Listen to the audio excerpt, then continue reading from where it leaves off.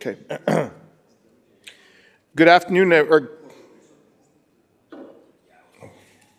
good morning, everyone. I had to double check if we were morning or afternoon yet. Good morning, everyone, and welcome to the special council meeting on Monday, May 4th, 2026. Individuals interested in participating in today's meeting were eligible to register online using the delegation registration form at www.kitchener.ca/delegation or via email at delegation@kitchener.ca. Any written comments received prior to the commencement of today's meeting have been circulated to members of council and will form part of the public record. The meeting live stream and archive videos are available at www.kitchener.ca/watchnow. Before we begin this morning's meeting, I'd like to acknowledge that we're gathering today on the traditional territory of the Neutral, Anishinaabe, and Haudenosaunee peoples. We recognize our responsibility to serve as stewards for the land and honor the original caretakers who came before us. Our community is enriched by the enduring knowledge and deep-rooted traditions of the diverse First Nations, Métis, and Inuit in Kitchener today. Are there any disclosures of pecuniary interest?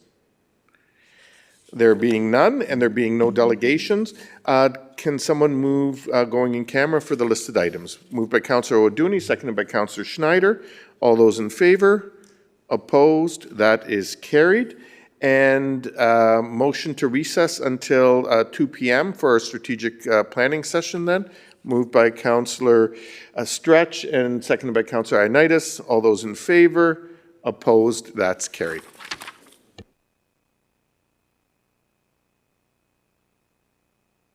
May the 4th, 2026. This is always one of my favorite sessions in the four-year term of council. When we start the work on the next strategic plan for the municipality that'll take the city from 2027 through to 2030. And a lot of work has been done to get us to this point, and today we'll be hearing from David Coletto from Abacus Data. You've seen him on TV, you've seen him at FCM, and now you've seen him here in the Kitchener Council Chamber. But before we do that, I will turn it over to Margaret Love to kick things off. Thank you, Margaret. Thank you, Mayor Verbanovich. And good afternoon, Mayor and members of Council. So we're here today, as Mayor Verbanovich shared, to speak with you about the city's strategic plan process, about setting priorities, goals, and actions that guide our progress as a city over the four-year term of council. And it's an established process to do this, to start this work about 1 year in advance. So around spring, we usually kick off with a statistically significant survey, which is one of those earliest inputs into the strategic planning process. This session today is about giving Council a clear overview of the planning process, our approach for the 2027 to 2030 strategic plan, and sharing two of those early inputs that will help shape emerging priorities. Today is about grounding ourselves in what we've heard so far, including early signals from the community and through research, and identifying where Council wants deeper exploration as we shape the 2027 to 2030 plan.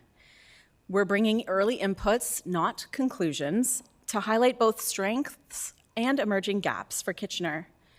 Your insights today will help shape the priorities that we explore more deeply in the coming months. By the end of this session, staff would like to identify which areas Council feels require more analysis, engagement, or refinement as we move into the next phases of our planning process. So in terms of our planning approach, this plan will build on the 2023 to 2026 foundation and will continue advancing our shared long-term 20-year vision of building a city for everyone, where together we take care of the world around us and each other. We're applying a strategic foresight lens to anticipate future trends rather than only reacting to current pressures. We're also leveraging the 2025 midpoint check-in on our current strategic plan, which gave us a strong sense of what's working and where adjustments may be needed.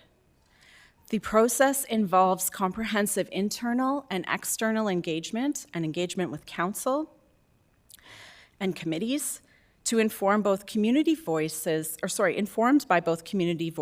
and expert guidance from academia, from consultants, and from other subject matter experts, resulting in a forward-looking, data-driven strategic planning process grounded in community and expert insights. So staff, as I mentioned, have gathered 2 early inputs. First, a statistically significant resident survey with 861 responses that David will explain and dive into here shortly. This gives us a reliable snapshot of community priorities. About 2 hours of the session today will be allocated to this first input. So about 60 minutes in terms of David's presentation with you, and then another 60 minutes for dialogue and questions from council on the presentation. Second, insights from the city's voluntary local review on the UN Sustainable Development Goals, which helps us understand how local progress aligns with global benchmarks. And we have John Beal here with us today from Local Futures at the University of Waterloo to share more about that a little bit later on. That will be about a 10-minute presentation followed by a 30-minute Q&A with council. Additional inputs are underway or upcoming, and those are shown on the slide. They include things like engagement with a resident panel and advisory committees, community conversations led by organizations, street team intercept interviews, university research partnerships, youth-led workshops, as well as strategic foresight workshops, and those are just a few. So together, these create a rich evidence base that will continue to evolve over the coming months. Our engagement is intentionally sequenced, so each activity builds on the last. Insights accumulate rather than repeat. We're working closely with Compass Kitchener to ensure we're aligned with community values and insights, and to maintain transparency throughout the process. A key principle for us is recognizing the community as context experts. They tell us what matters most, and staff then act as validation and solution experts, translating those insights into feasible, impactful strategies. This is an iterative process that will go around and around, and ensure that the final plan is both community-driven and operationally grounded. This fosters a transparent, iterative process where early insights evolve into draft priorities, goals, and ultimately actionable initiatives aligned with the city's long-term vision. So here's what the process looks like at a high level. Today, of course, we're in the council strategy session. Later in May, we'll be engaging all committees through a workshop. Broad public engagement begins in June, and from about June till August, we will be identifying priorities and validating strategic goals with the community. We'll then return to council in August for another strategy session where we'll be presenting and sharing and getting your input on integrated insights from a variety of other inputs. Across September and October, we'll shift into action identification and refining our strategic plan framework, so how it's presented. In November, we're going to re-engage the community on some draft components for the strategic plan and also update council through a standing committee. And hopefully in early 2027, with a new council in place, staff will re-engage and then present the draft plan for final consideration. This timeline ensures the plan is shaped collaboratively, transparently, and with enough time for meaningful iteration. I'll now turn things over to my colleague, Katie Rieger, the project lead for the strategic plan, to provide instructions to council as part of this strategy session and to introduce our first presenter, which is... Great, thanks very much, Margaret. And we'll turn it over to Katie. Thank you. Good afternoon, everyone. We're excited to welcome David Coletto to City Hall today. David is the founder, chair, and CEO of Abacus Data. He holds a PhD in political science from the University of Calgary. He's a professor at Carleton University and serves as the official pollster for the Toronto Star. Today, David is here to walk us through our community survey results. As you listen, I encourage you to use the worksheet in front of you with the Abacus Data logo in the top right-hand corner to jot down notes and identify themes or areas that you'd like staff to explore further. It's my great pleasure to welcome David Coletto. Thank you. Welcome, David. Great to have you here, and look forward to your presentation. Well, thank you, Chair, members of Council. Really great pleasure to be here in Kitchener, and thank you, Katie, for the introduction. Looking forward to taking you through the findings of our research. And it's always a pleasure to come in and dig deep into the content, and that's what we're going to do today. So we've got about an hour. If you've had a chance to look, there's a lot of detail in that report, and I'm going to take you through the high level of that, and then we'll have time for questions where we can dig deeper if you'd like. Just quickly on what we did. So this was a survey that was conducted at the end of March. We interviewed just over 860 residents over the age of 18 in the community. 532 were done by telephone with a live interviewer, and then 329 were done online. And so this hybrid model allows us to ensure we get a good representative sample, geographic representation. Just keep in mind the timing of the survey. You'll note in the survey feelings towards road quality. This was done right at the tail end of the winter, and so that is something to keep in mind as we go in. The other thing I always like to think about is, what was the mood of the community at that moment? I think this was an extended winter. A lot of us, like me, were kind of grumpy. So keep all of that in mind as you go through this in terms of context. But this is a statistically significant representative sample of the community, and I think gives us an opportunity with some confidence to talk about both how community members are feeling today, as well as how things have changed from previous survey that we compare. We also have three pieces of contrasting data to help shape the context. So we have the original survey done 4 years ago that we compared with. It was done around the same period of time, which gives us a nice comparison on that. We have a survey that was done as part of our work with the Canadian Federation of Canadian Municipalities that was done in the fall of 2024. It was a large national survey, but we were able to pull out a subsample of Kitchener residents, and so we referenced that in some of the comparisons. And then to give you a national comparison, about a week after we completed your survey, we did a national survey of 2,000 Canadian adults that gives us a sense of how is Kitchener comparing to both the population as a whole across the country, but also, as you note in the report, we break out those living in what we define as large cities, those with populations between 150 and 500,000. So that gives you a nice, not a perfect comparison, but a nice comparison to see how residents in your community compare with those across the country. Now, before I get into the specifics of what we learned in this survey, I always like to set the context to the broader picture. You all represent your constituents. You hear from them all the time. You have a good sense of how they're feeling. To underscore the fact that the last 5 years have been a pretty remarkable period in our history is really an understatement. I think what I have noticed, particularly in the last 16 months, has been a real shift in the mindset of the public, regardless of what part of the country they live in, regardless of their demographic or socioeconomic background. I call it the emergence of a mindset really built around precarity.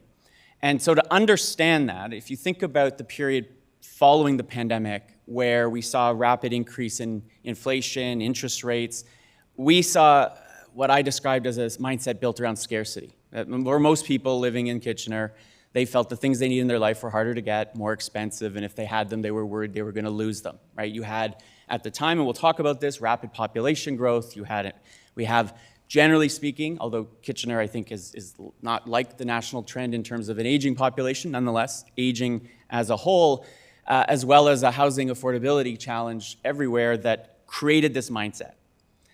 Then in 2024, at the end of 2024, Donald Trump becomes president of the United States again. And when he's inaugurated in January, a few months later, this mindset starts to shift. And we see the public move from a place where they're deeply angry in a way, frustrated with what they feel is like micro frictions in their life, their inability to kind of live the life that they want, to an emergence of external forces, driven mainly by what's happening south of the border, to start to really build a broad sense that uncertainty and instability are now the things that people worry about. And so what we see across the country is the public starting to not move away from those issues, and you'll see in this research, cost of living, housing remain at the forefront of the concerns of residents in this community, but it is, the way I'd qualitatively describe it, it's moved from a feeling of who's going to provide relief to me on these things to who's going to protect me from it getting worse. And this precarity mindset, I think, really shifts that. And so you see people moving not just away from their day-to-day concerns, those still exist, but things start to feel less secure, right? So you have all of these forces of rising costs, housing pressure, now, particularly in the last 12 to 18 months, concerns around economic, particularly job security. These were not real concerns that most people had in the period after the pandemic and before. That's because of tariffs, that's because of increasingly the threat that people feel around AI, all of that uncertainty, recession, no recession, will I lose my job, will I not? All those things have compounded to create this underlying feeling. And so confidence in the future, will things be better, I think is something that a lot of people are now struggling to understand. And so that, I think, is a really big part of it. Now, the other thing I highlight in this report is the difference between where you are in your life stage, right? And we look at it through 4 different lenses, depending on how old you are, and think of like the life cycle of somebody who's, say, in their early 20s, going to UW versus somebody who's 65 and older. And I look at it from starting out and the fear of, will I be able to achieve the future I hope for, to this peak pressure group. Think of those older millennials, young Gen Xers who are asking, can I keep up? They are, if you'll see in this report, they are the most, I would say, anxious, worried about how this current context is affecting their lives. They're the most financially stretched. They maybe have overextended on their mortgage. They're feeling the pressure of interest rates potentially going up now again. All of that is a factor. Compared to the 50 to 64-year-old group, which is, I think, a group that is, generally speaking, have something to lose, and therefore they're asking, how do I prevent that loss? Versus the 65 and older who, while are on fixed incomes, have much more structure and stability. So those 4 groups really stand out throughout this research and how they respond to questions on the performance of the city, on where they would like to see things going forward. And so what I think it's important is we need to also think about what's the role of the city as you develop your strategic plan for the 3 years following, as the new council takes place after the municipal elections, is how can the city keep things stable, right? And this is all coming after a period of intense growth in the city, and the results of how to create a sense of trust, create a sense of confidence in members of the community that the decisions being made around this table and with senior staff and the whole city team are going to protect that future for them, right? Because that, I think, is really what this mindset is creating. So I think that mindset's important to understanding where we go. So let me take you through the key findings from the research. The first is that I would say, and having done research on a range of things in different parts of the country, that I do think you are overperforming relative to other communities on delivering of most basic services. So whether it comes to access to programs, whether it comes to specific programs themselves, family appeal, there's large majorities of community members who feel good about how things are going in the city. But on confidence, and that is the thing that I think people are missing, is will these things continue? And it's not, I would say, fundamentally an indictment on the city. It's more of a question they're asking, what are you doing to ensure that the quality of life that I know I'm quite privileged maybe to have in this city is going to sustain itself going forward. So to me, that is one of the big questions that comes out of this research, is how do you do that? How do you signal that to the community that you have a plan and have the tools necessary in order to do that? Now, you can't on your own control what Donald Trump does. You can't on your own control global forces, but you can, I like to think of it like you are the shocks in the car, right? You can absorb the shocks for people in their day-to-day lives, so how do you do that effectively going forward? In terms of the issues, as I've alluded to, affordability and housing, which are one and the same for many people, dominate public concerns, top of mind, when we ask them in their surveys. And there are high expectations for action are met with a lot of uncertainty around how to deliver and create confidence in that. Overall satisfaction with the city, I would say, is high at 70%, especially when you compare how Canadians and other communities respond, particularly on parks, fire, libraries, and recreation. But we do see that satisfaction drops on housing and on roads. I mentioned why that might be the case as a result of both the pressures of growth as well as just weather and the time of year. Trust and satisfaction, though, are uneven, with pressure strongest in midlife. So those folks that are the particularly the 30 to 49-year-olds, we see a fairly large drop-off on satisfaction towards the city overall in terms of their sense of it. Much higher among those who are older and more established and have lived in the community longer. And it shows up in questions that you would be like, well, are we listening? Is the city transparent? Are you accountable? I will note that we don't see high numbers of people disagreeing with these statements, and I'll show that data in a minute, but there's not overwhelming confidence that people think it's happening. And that is, I think, an opportunity to, not just on how you communicate, but what are you signaling as you go through this process around developing your next strategic plan. In terms of housing, you can't build all the housing that's required, and most residents actually, when we ask them what should the city do, aren't kind of seeing you as where the buck stops, right? They actually want you to be engaging more with other levels of government, do what you can on approvals, but for the most part, they view this as a three-level kind of responsibility of all three levels of government. Economic priorities reflect a focus on stability over transformation. So when you have a public that is looking for reassurance as their fundamental goal, they are less inclined to take risks.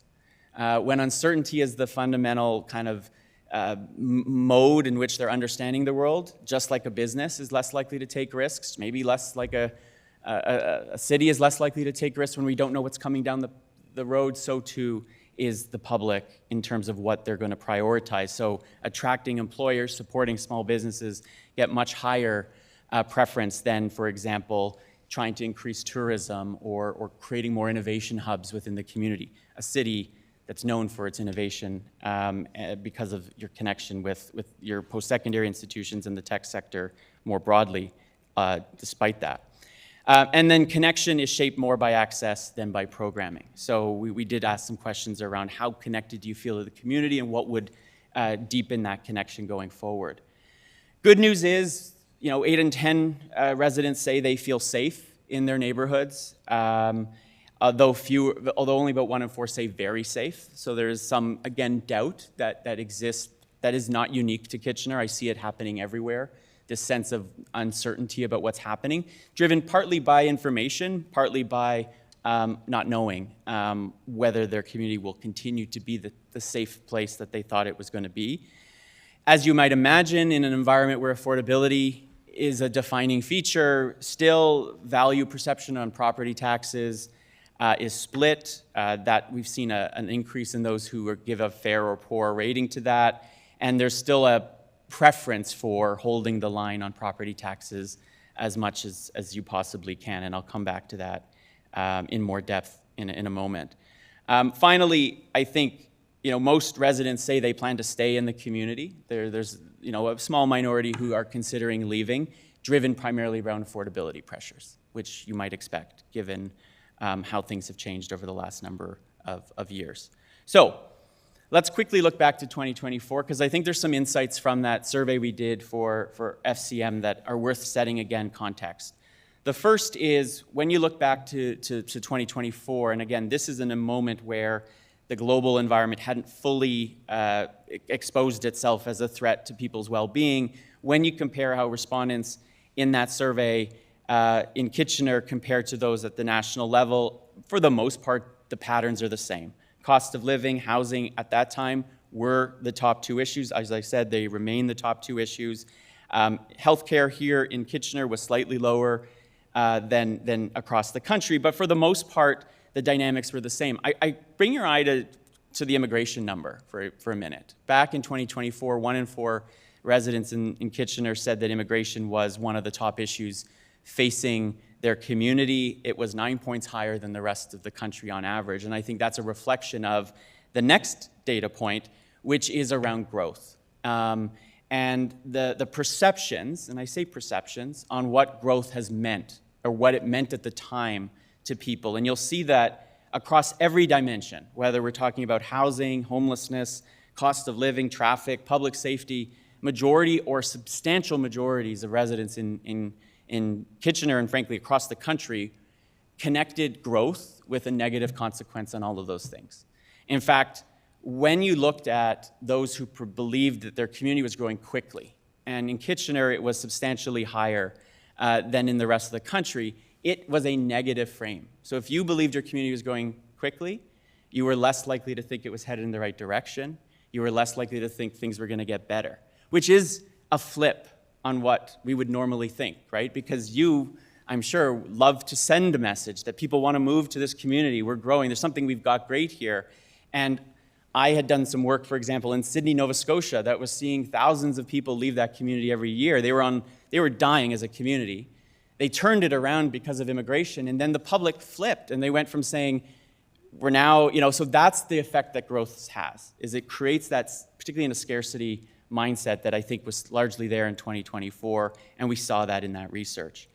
And so the result is, when you think about infrastructure in particular, we find that vast majority of community members, both here in Kitchener and across the country, see a connection between the impact of municipal services and infrastructure on their quality of life, whether that be housing affordability, quality of roads and highways, homelessness, particularly here, 13 points higher than in other parts of the country, traffic, and so on. So people do connect, in their minds, a correlation, to speak, between the quality of all of these things and the performance on these measures and their overall quality of life.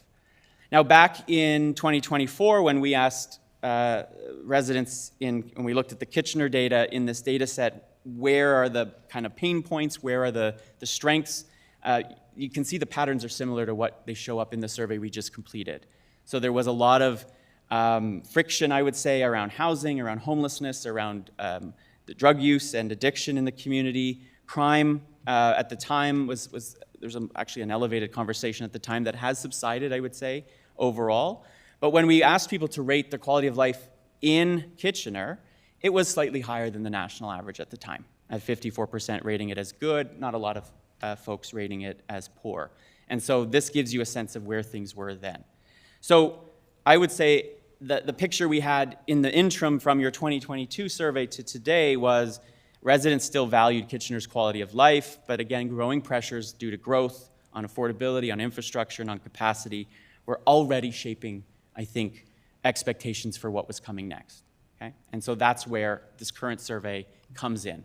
And we come at a time where, yes, you have all these global threats and uncertainty at the same time that you still are dealing with the effects of that growth, even as our population as a whole has, maybe not here because people I think are still moving into your community, but as a population as a whole, we've actually seen a drop. So, life in Kitchener. So we asked a bunch of what we like to say agree, disagree statements. And you can see on the right-hand side of that chart the proportion who say they agree with these statements. I have good access to my daily activities. Kitchener has a variety of programs and services for all ages. It's a great place to raise a family. 78% agree with that statement. Note the red, that there's a neutral kind of category, which is basically people saying, look, I'm not really ready to say I agree, but I'm not on the negative side either. Kitchener enables a healthy and active lifestyle. 3 out of 4 agree with that statement, and I'm proud to live in this city. Look at the dark green really grow up to 42%. So there is a pride that exists that's fairly more intense. But you'll note some of the distinctions here, right? That 35 to 49-year-old group, that drops to 63. That's an indicator of the friction they're feeling, right? That it's hard to be proud of the place you live when you think of there's constant obstacles in your way to achieve the life that you want. And I'm not saying the city is creating those obstacles, but you are the thing that they hope can help remove them as much as possible. The one area where I would just point to is the one at the bottom there. Kitchener's planning effectively for the future. And this is a challenge that every community that's rapidly grown over the last number of years is now experiencing, in my view, is that while most people agree that you are, there is a subset who say, I don't think you are. And the reason is I don't think you are is because look at the growth we've had, and now I'm feeling the consequences. You clearly didn't plan in the first place. Perception. I'm not saying that's what actually happened, but that perception, I think, exists with close to 1 in 4 residents in the community today. Now, when you ask unprompted, what is the most important issue facing Kitchener today, and you ask them to select one from this list, you can see at the top it's cost of living and housing. Basically, you've got close to, just over almost 2 in 3 residents putting one of those two as their top issue. Local economy and jobs, growth and safety round out the top 5. But overwhelmingly, when you compare it to 2022, which is a slightly different list, because inflation really hadn't started yet. If you think about 2022, we're coming out of the pandemic, and so we really didn't get into that kind of crisis mentality around the cost of living until a few months after your 2022 survey. Today, it's still here. And when you compare that to the national numbers, you'll note that the cost of living in those living in other large cities is much higher. But housing is much lower. And so like other communities in Southern Ontario, housing remains something that's very much in focus. I can speak to, I live in Ottawa, in Ottawa the same kinds of dynamics exist where these two issues remain high top of mind. Explain one thing the city can do to address this. And this, respondents had an open answer. We didn't prompt them. And you could see then where responses fall. They want you to more affordable housing supply, we want to keep taxes low, and then create more local jobs. So you can see the dynamics, particularly with those three, of how these issues now connect to what people want to see. Another 6% say reduce cost of living and everyday expenses, strengthen rental regulations, and expand police and bylaw enforcement. So those are the ones in which you get 6% or more. And then there's 19% who are actually uncertain on what role the city can play to help alleviate those. And so that remains an opportunity, again, to connect back with residents and let them know how you're handling that. In terms of performance of city services, municipal services, these are the items I would say that right now over-index on the high side. You beat national averages well above, so these are the areas where Kitchener is overperforming. Parks and rec, fire services, libraries, special events and festivals, active transportation. In all cases, you've got large numbers saying, look, I'm at least somewhat satisfied. In some cases, like libraries and fire services, you've got half saying, I'm really satisfied. So these are the areas where the expectation is continue to deliver, what I think you've been doing a good job on. The next set are areas where we either have mixed views, so public engagement opportunities. Again, it's not that people are just thinking they're dissatisfied. They may not even know of what opportunities are there. So I would look at that yellow bar as a mix of between, I'm not sure how to rate the city, or it's maybe not that important to me, and so I don't know where I would answer it. And those two show up on development services and public engagement in particular. People didn't really understand, I think, a lot of what we meant, particularly on the development side.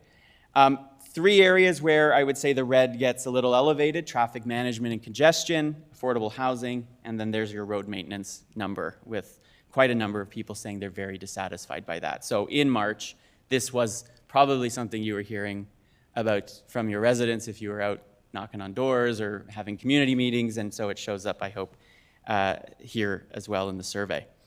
But overall, 70% of residents say they are satisfied with municipal services. Note, we can't compare this question specifically with the previous survey because We didn't have a neutral bar last time, but note the really big gap between those 65 and older, where you have 81% satisfaction compared to those 35 to 49, which is almost 30 points below that. So that shows you really the wide gap between those two cohorts.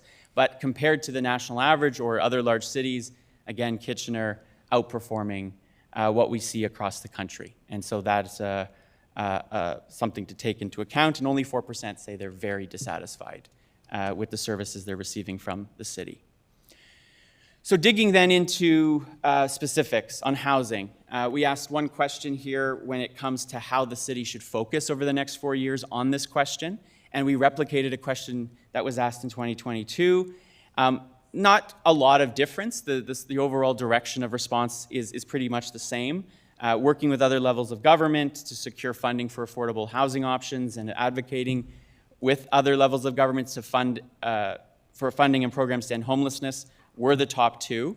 Those were the top two in 2022, although reversed in the order, with less emphasis placed on speeding up approvals or putting policies in place and improving development applications to encourage a more diverse range of housing options. This is I'm going to call it the contradiction sometimes on the housing question, is that on the one hand, people want more affordable options, but on the other, they're now a little resistant to growth because you've experienced so much. And so you can see that show up where speeds of approval are at the bottom, even as builders and the development community will say that's one of our biggest barriers. You all know that that's a constant. And so people are inclined to say, let's just get some money flowing and not necessarily looking to the city as the primary cause of some of the challenges. On economic development, we asked respondents which areas of the economy should the city prioritize over the next 4 years, and we gave them a list and said pick two. What you see here is, again, what I mentioned in my opening take through the executive summary, is that attracting employers and small business support are 1 and 2, followed by promoting skills training. So what you see less of is, 1, enhancing tourism. 2, it doesn't mean people don't think tourism is important, by the way, but it means that if you're forced them to choose, they're much more inclined to be thinking about how do we protect ourselves from what we feel are going to be real headwinds coming down the pipe, whether that be because of trade disputes with the United States, whether it be because of a bunch of economic factors. And so thinking about how your strategic plan speaks to the economic development work that the city does, especially on these kind of areas, I think becomes important to connecting people and understanding where their heads are at on that. When it comes to community connection and belonging, we asked how important are a number of things to, how important is it the city offer recreation and leisure programs that support the following? And you can see across the board, large proportions of community members, in some cases higher than in 2022, in some cases a little bit lower, but I would say more in line with what we saw 4 years ago. Mental health and well-being, physical health and fitness, resilience and life skills, support for vulnerable populations is down, but still, you still get a large majority saying that is an important focus, with sense of belonging and connection slightly lower down on the list. But for the most part, I would say most residents believe that there's a role to play for your recreation and leisure programs on achieving all of these things. And so that remains, I think, something that they continue to see. When it comes to creating more connection between community members, we asked, what should the city prioritize? And the two that clearly emerge is remove financial barriers for residents to participate in these programs, and then improving the public spaces that encourages that social interaction. There's less interest, although still, I would say 1 in 4 focus on this, on volunteer opportunities or grants for resident-led neighborhood projects. It's create the space for us to connect and remove the barriers for us to take part in these programs. And that aligns, I think, with that mentality around affordability that we continue to see. In terms of safety, 79% of residents describe how safe they feel as at least somewhat safe. 20% describe it as unsafe or at least somewhat unsafe, with only 4% saying very unsafe. That's more or less in line with the national average, slightly lower than the national average, but in line with other large communities. So I don't think there's any clear indication that folks in your community are viewing or perceiving safety as anything different. And among those who feel safe, and we asked a follow-up open-ended, what makes you feel that way? So those who say they feel safe, they think that they have supportive neighbors. So here's the connection between actually knowing neighbors, having a sense of community helps to reinforce that sense of safety. Low crime builds the confidence that they have. They don't see it. They don't believe it's happening. And then you have things like the physical design of the community they live in, the traffic and street atmosphere, all contributing to a positive sense around safety. On the other side, which is often the case, 1 in 4 point to a lack of police presence as a result of feeling unsafe, as well as, and I know this has been an issue in your community, homeless encampments and street presence feeling unsafe as well. So the visual manifestation of this contributes to that feeling of safety, even if it may not be directly in their neighborhood. The community members often make the connection between those things. So this gives you a good sense of what's driving those perceptions of safety and not. In terms of taxes and trade-offs and value, when we ask community members, do they think they're getting good value for the taxes they pay to the city of Kitchener? Here you have I would say a split decision. The good news is only 1 in 5 say poor, but we've seen a decline in those pointing to either a very good or good sense of value from 2022. Not surprising, I think, given what you've seen in other parts of this report, those over 65 are substantially more likely to perceive there's value. But when you compare yourself to the national average or other large cities, Kitchener still is outperforming other communities in terms of sense of value there, even as those numbers have declined since 2022. And keep in mind with the context again, your 2022 survey was done before cost of living was kind of the crisis that many people continue to believe it is. And so that sense of value will matter more when people feel that the competition for those dollars is greater. And I think that explains a lot of that decline, not necessarily an actual material change in your ability to deliver, but a perceptual difference on the value of that dollar. When we ask a question that was asked in 2022 around how to balance services and taxation, here you get a plurality, not a majority, saying please maintain taxes and possibly cut services if needed. That's up 7 points from where it was in 2022. In contrast, the remaining proportion go to either increase taxes at inflation to maintain services or increase taxes to expand or improve services. So there isn't, I would say, a consensus in the community on the best approach when it comes to taxes and services, but I would say the inclination by more is to see as little taxes as raised as possible if you combine the first two categories there, which was the view back in 2022, although I think it's become somewhat more intense as a result of the current situation. When we ask about responsibility to pay, again, a question that was fielded in 2022, where does responsibility lie in how do you fund city services, the user or the general taxpayer base? Here we've seen a shift. So in 2022, it was 53, city services should be paid for by everyone. A third said it should be users. That's flipped a little bit. We're now close to a split. 40% say user fees should drive primarily service costs, compared to a third that say city services. There is a larger group who say depends than was found in 2022, and so again, there's some flexibility on how you take that, but it does show again the evolution and the sensitivity around broad-based tax increases as demand might require.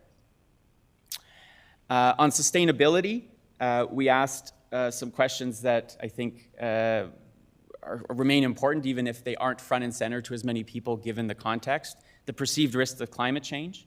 2/3, and this I would, by the way, add to the precarity mindset, is the climate question itself. Even if it's less in people's front window at the moment, they still are recognizing that this is still an issue that's going to potentially affect their quality of life, today and in the future. And so 2/3 continue to believe that there's at least a moderate risk to themselves and the people they care about.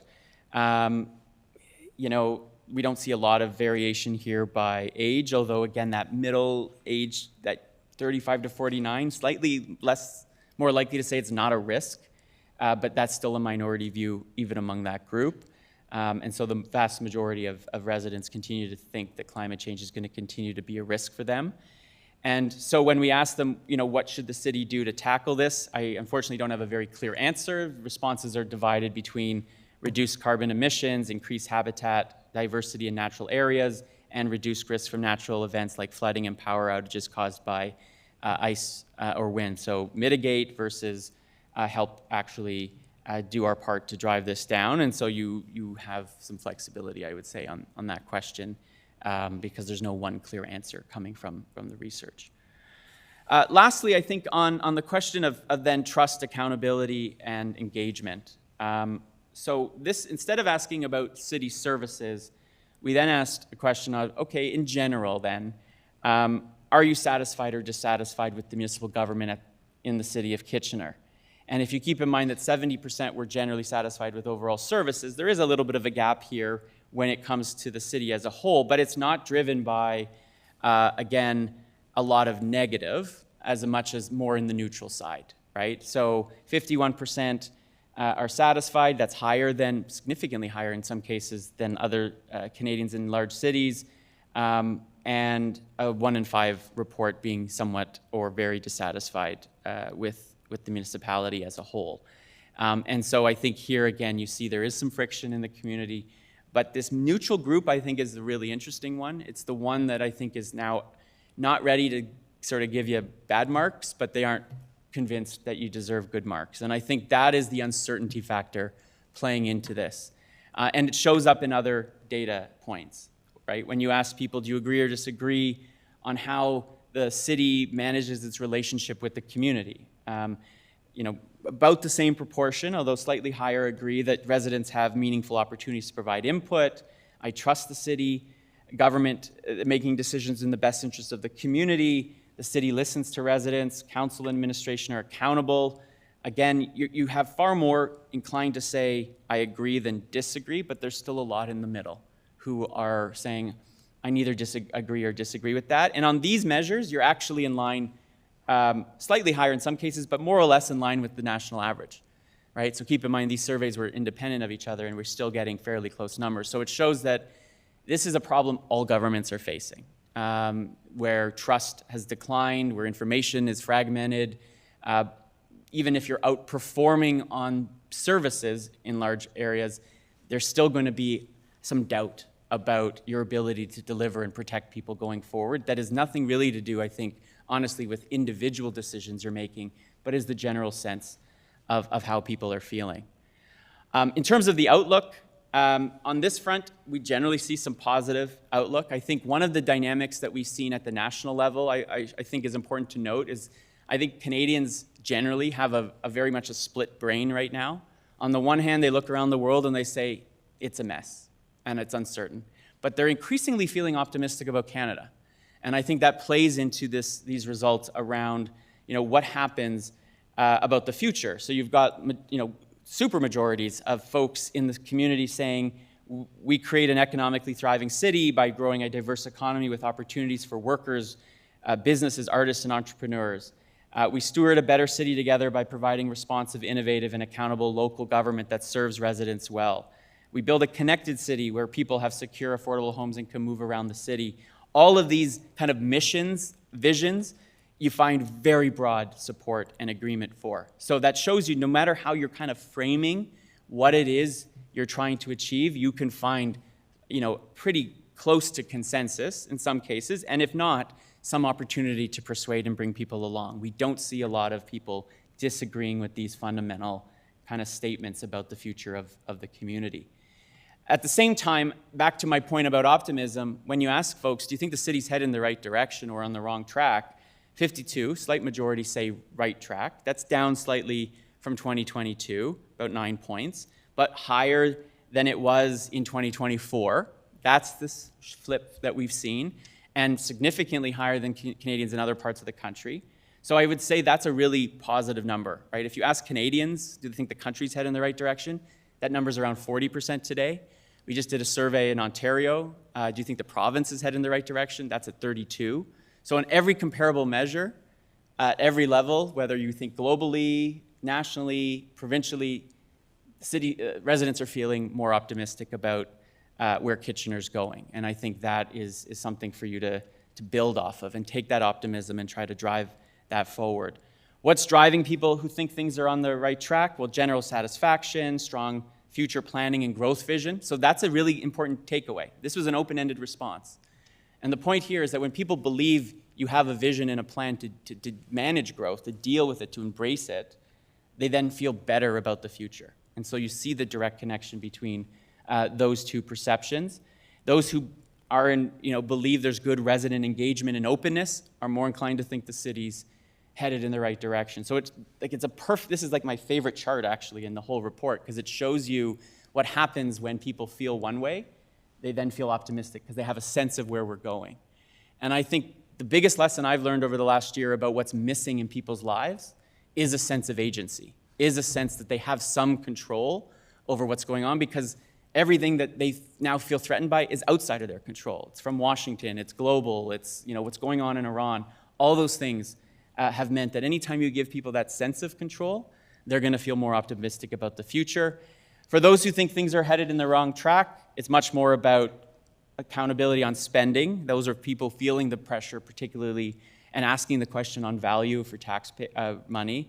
And it's almost the mere opposite. So lack of responsiveness, inadequate growth in infrastructure planning, and concerns about road infrastructure and traffic management. So you really see the divide on that sense of, do I feel that the city has a plan to manage the growth and the uncertainty versus those who don't?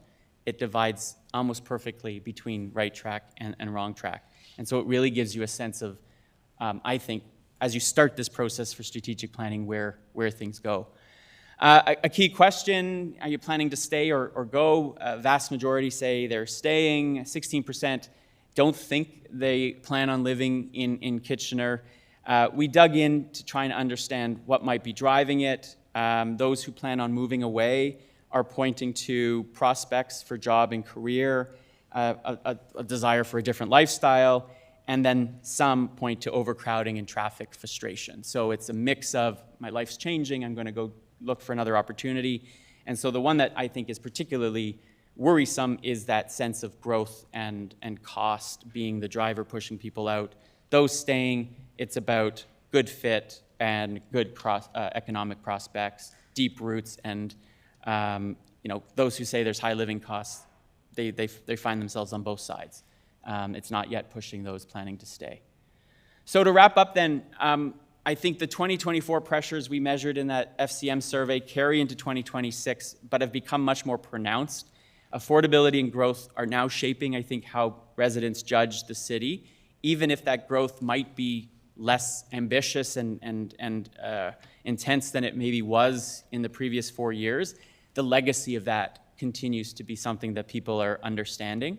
And the widening gap between a sense of strong services today and confidence they'll be there when I need them in the future is the gap that I think I would recommend this strategic plan starts to understand how do we close, that gives people confidence about the future. And so I'll stop there. I mean, I'm sure this will come up in our questions, but I think I look at this data and I think that there's a lot of strength in the community. There's a community that's proud to live here, thinks the city is largely headed in the right direction, has pointed to a number of points of friction, but compared to the rest of the country, you're certainly overperforming on many areas, and I think that's a really strong foundation to build as you go forward. So with that, it's not about service per se, it's much more about confidence, and so this process is about, I think, building that for the community. So Chair, I'll stop there and look forward to your questions. Thank you so much.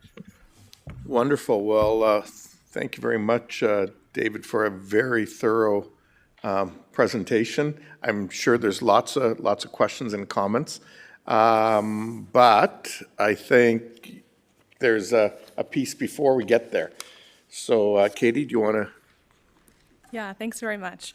Thank you again, David. You walked us through a lot of data there and made it very clear and meaningful. So we appreciate your insights. Before council moves into a discussion, I'd like to welcome James Young, who's the vice chair of Compass Kitchener, to the podium. So last week, Compass Kitchener was able to review the community survey results, and James is here today to represent the group and provide some reflections on their discussion. Thanks, James. Wonderful. Welcome, James. And I think this is your first time in the council chamber? Yes. So great to have you here representing Compass Kitchener and all the great work that the committee does. So over to you. Yeah, I think I was told I had 5 minutes. I probably can do it in 3. So Okay. We'll be quick. And mostly it's going to be about underlining what Mr. Coletto just, reiterating what Mr. Coletto just said. But first off, it's a pleasure to be here representing Compass Kitchener. As you know, I'm in charge of the slides. There, Compass Kitchener, me, the first ones. Yeah, so as many of you will know, we've been here for, I think it's probably 2.5 decades now. We do a lot of things. What's relevant to today is that we kind of provide the lens into the community, a check-in, a bit of a touch point on what the city's doing on behalf of the Kitchener residents. 2 caveats as we go into our initial insights, and I draw your attention to initial as being an important point. So as Katie mentioned, we saw this data last week. So these are new for us, but I would express that the committee was very happy to say that they want to engage further as we get a chance to digest this data a little bit more and in future opportunities as we go deeper. But I will share what those initial insights are. So like Mr. Coletto said, we weren't sure that this is a good news story, but we were pretty confident it's not a bad news story for the city. Comparing to the national data to large city data, it looks pretty good. However, there are some things in here that obviously need to be addressed and understood to a deeper level. Point 2, the committee wasn't surprised by the results. I'll draw your attention to slide 30, really about the affordability. And I think you used the precarity word, scarcity, precarity. That wasn't surprising to the committee. That is sort of what people were feeling across the country, in the province, in the region, in Kitchener. And we don't think Kitchener is immune to that. So it wasn't surprising to the committee. If we go to slide 14, excuse me, I keep trying to go ahead slides. We were interested though, like Mr. Coletto also alerted you to, the responses by age strata. We're interested in the role that different ages play across all of those questions. I'll alert you to our main concern on the final point, which is now if you go to slide 46 or 47, that's really about the taxes, the user fees, the service levels. The committee noted that there was a relative split between those who support, honestly, between higher and lower taxes, increased user fees, and increased and decreased service levels. That's, I think, surprising to the committee. I think it's pretty well known that if you were to ask people what they want, they will invariably answer more services, less taxes, which as any normal person should answer, but that's not what we're seeing on those slides there. So Compass Kitchener wanted to make it known that there's more to know there. We would like to look under the hood of what's under that data to understand the context, the complexity, the qualitative stories, basically where people's heads were at when they were answering those questions. Because we're certain that there's some confusion around what's jurisdiction of the city versus the region versus the province, but also relating it back to affordability, cost of living, and the age strata, and all of those things, how they intertwine, interact. But so that was kind of where the bulk of the conversation was at, I would say. And I guess with that, I can wrap up, but finally, I would reiterate that these were initial insights, and Compass Kitchener is very happy to be engaged in the future engagement around what to do with going forward. Thank you. Awesome. Thank you very much, James. And just on behalf of council, please pass on our thanks to the committee. As you've pointed out, it's been around for more than a quarter of a decade now, and it is one of the things that's unique to the city of Kitchener. And one of the things that I know I often talk about when I talk to colleagues in other parts of the country, the fact that we actually have a citizens committee doing this work, sort of ranking council on a regular basis and really being supportive of us. And so thank you to you and everyone who's been part of that. Thank you. Okay, so Margaret or Katie, am I opening the floor now to questions? Okay. We'll now open the floor then to questions. Sorry, and I have a whole slew of people in the queue, and I guess we'll. I'm thinking what I'm going to do is turn on David, Katie, and Margaret, depending on who. I'm going to have all three of your mics on an ongoing basis, and we'll just go through the councillors and go from there unless we get some feedback. So, Councillor Johnson, you're first up. Thank you, Mr. Mayor. And my questions are for David. And David, thank you so much for this presentation. I love data. It's very exciting to see all these. So I'm wondering, how did you, or were you able to separate the answers that you received between how people might feel about something about the region and how they feel about the city of Kitchener? And in particular, things like overall satisfaction in the community or trust in the community. That one really resonated with me. Well, Mr. Chair, through to you, the member, it's a really good question. And we did not really distinguish. I mean, we really focused in on using the word city throughout the survey, made it very clear we were talking about city of Kitchener and not, Waterloo region. So I would say, I don't have a great answer for you other than it's probably mixed in there and sometimes hard for a resident to distinguish between what is a regional, responsibility and service versus what's something that's delivered by the city. But I would say it's in there, but hard to really disentangle unless we made it part of the survey, which it wasn't. Yeah, and thanks for that, David. Many people have a problem figuring out what the city does in terms of things like affordable housing. Right. That is the region's purview and not ours. So I think it does get confusing. So thank you for that. I was wondering as well, and it was something that James had brought up as well. The question or the answer around maintaining taxes and possibly cutting services, you didn't have an age difference on that one. And I'm wondering if there was a big age difference there, because I'm thinking that there might be, or you might not have the data for that. Well, thank you. I do have the data. And interestingly, there wasn't a large age divide there.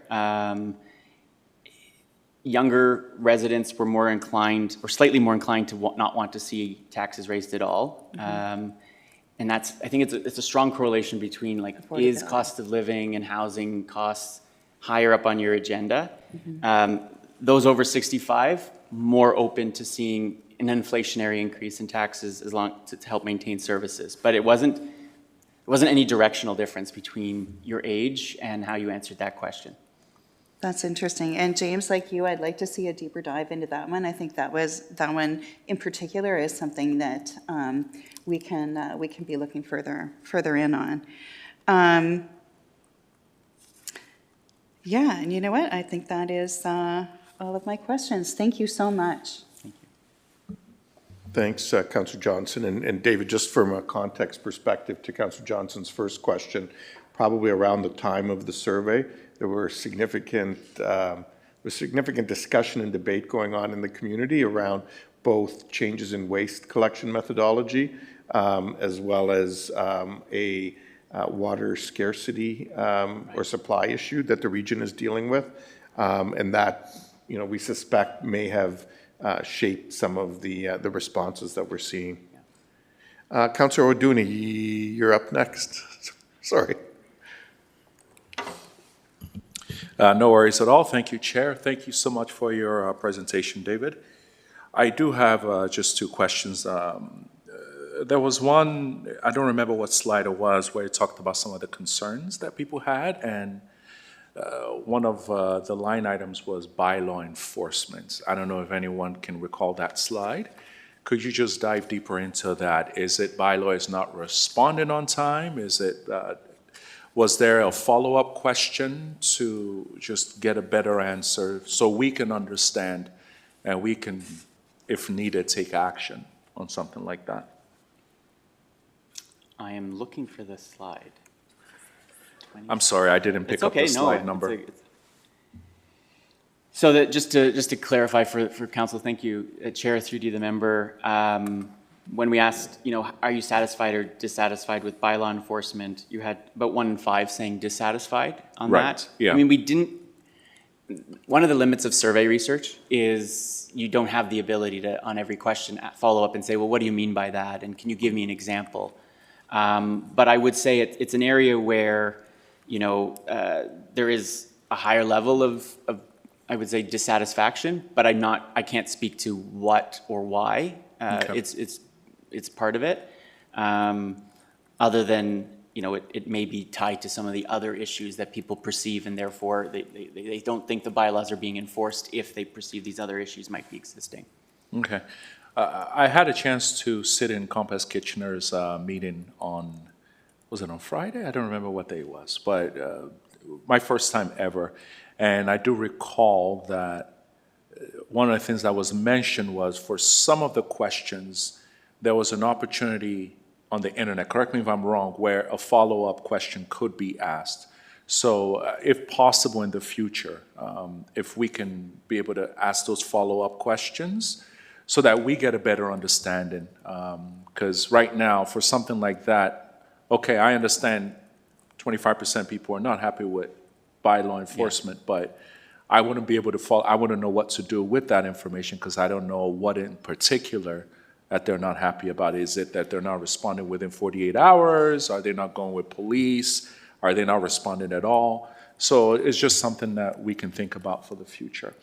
And then this is more a philosophical question, but you had talked about, and I think we all know it seems when growth happens in any particular city, there seems to be discontent with people that have lived there for quite some time. And I was wondering, is there any case study of any city in North America where growth happened and people were okay with it? And what did the city or what did the local government, municipality do to be able to work with them? Do you have any kind of information, research on anything like that at all? Or is it just consistent with when there is growth, the community is not comfortable with it? Chair, to the member, it's a good question. I don't have off the top of my head examples where I could point to. I think the way I would answer that though is, most communities in Canada have been growing for our entire history. And so the question is, at what point does the public think that that growth is unsustainable? What is the trigger? Again, I live in the world of perception, I would say, not reality. And so what do people think is happening and why it's happening matters as much as whether it is or not. And I think in the case of the last number of years, the perception has been in many communities across the country that growth has been so much that the capacity of the system to withhold it, to take it, didn't match it, right? And I think, so I don't think growth is inherently a negative. In fact, I think if communities are shrinking, that's worse, and people then view that as a real threat. So the question is, at what point do people feel that the growth is sustainable? And I think in Kitchener, as well as many other communities across the country, we got to a point where people felt that that growth wasn't sustainable, that they felt it was contributing to the frictions they were feeling in their lives, even if they may not actually be. So Okay. I can't speak to a community that's had like, crazy big growth and has found a way to bring the public with them. But I suspect it's rare to find because it is one of those threats that people will perceive, especially again at a time, if to keep in mind, not only were we growing rapidly, but the cost of everything was going up rapidly.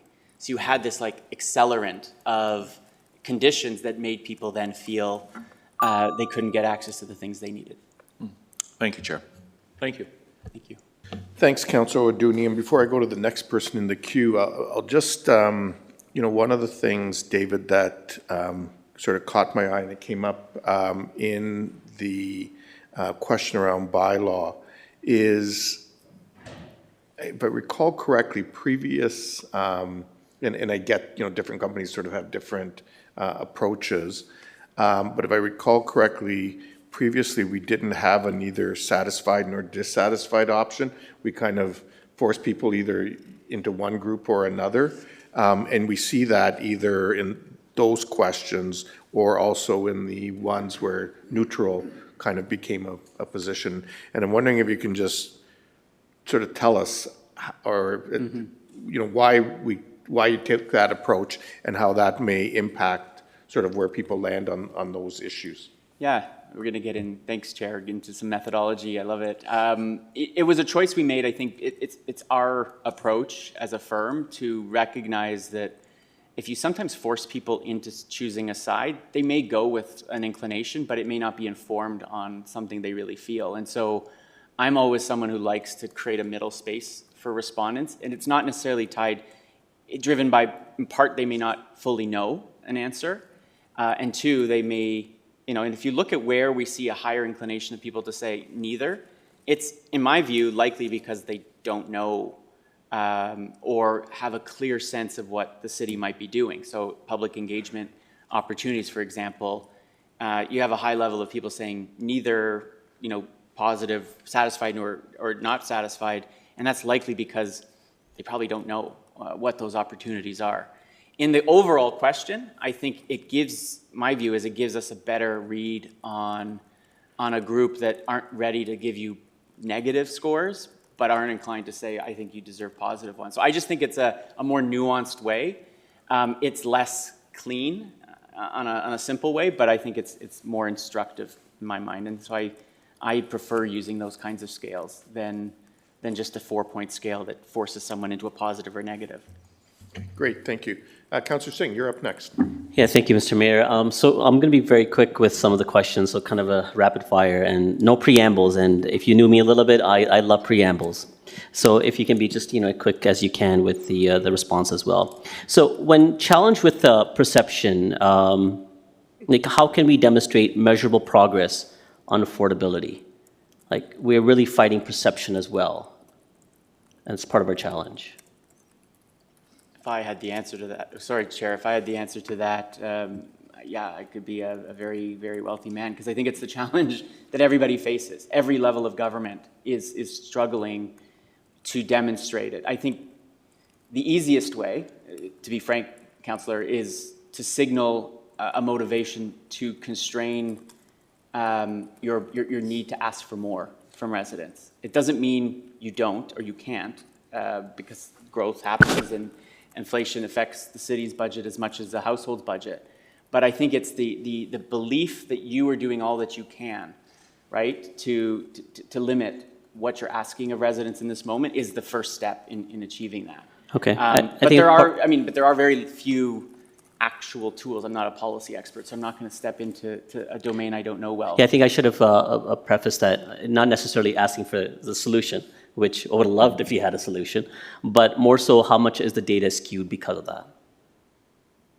Can you just restate? Like, we're fighting against, when residents say that they have, issues regarding affordability, and even though cost of living related to housing has significantly come down over the last 2 to 3 years, almost up to 30%. But that still continues to drive the narrative of affordability. And that's sometimes more of perception when you're talking about national and global issues. So how much is that data set is skewed based on perception as to the reality of it? So everything in this survey is perception. Mm-hmm. Everything. And I don't think frankly, I don't think there's a difference between it, the reality and the perception, right? I know I'm on the record here. I think the tagline by one of our major banks telling people that they're richer than they think is not a good strategy when people think the opposite at every given time, right? So we should go with you're more satisfied than you think. Okay, fair enough. Yeah, right? Everything's greater than you think it is. So that would be my answer. This perception is baked in, and I don't think people feel that they've caught up. Even if prices have either flattened or in some cases come down, they don't believe they are getting their heads above water yet.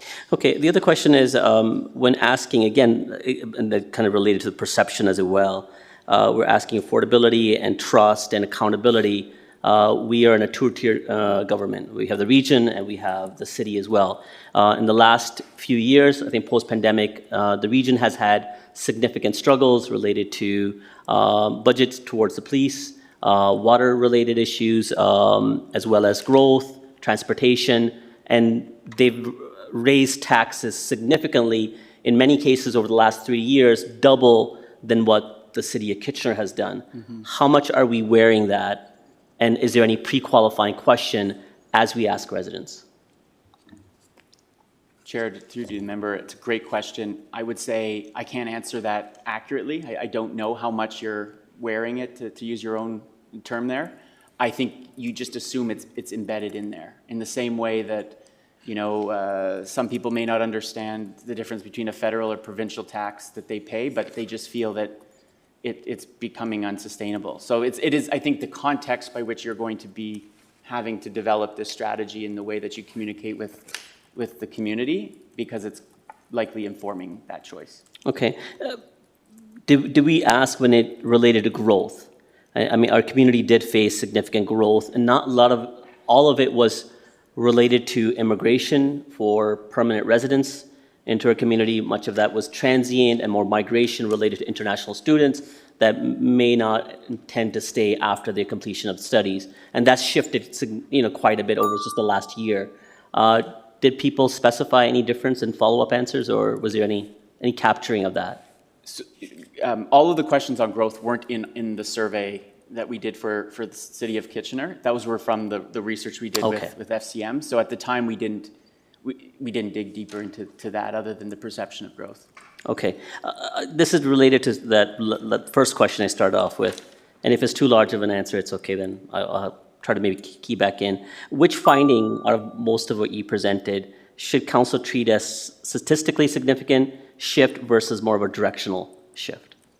I'll leave it at that. Thank you. Yeah, it's a very good question. So we highlighted, I would say, some of the changes I highlighted, I would say are statistically significant, right? In a survey of this size compared to the one that was done in 2022, if you see a change of 4 to 5 points, that's statistically significant. Now, does it mean it's directionally different, I think, to your question? I would say that there's nothing in this survey that signals to me anything that I wouldn't have expected, given the context in which it was done and the environment in which your residents are managing their day-to-day lives, right? It's not surprising to me that fewer residents feel the city's headed in the right direction today than they did right after the pandemic, at a time when they were almost relieved that we weren't really in that anymore.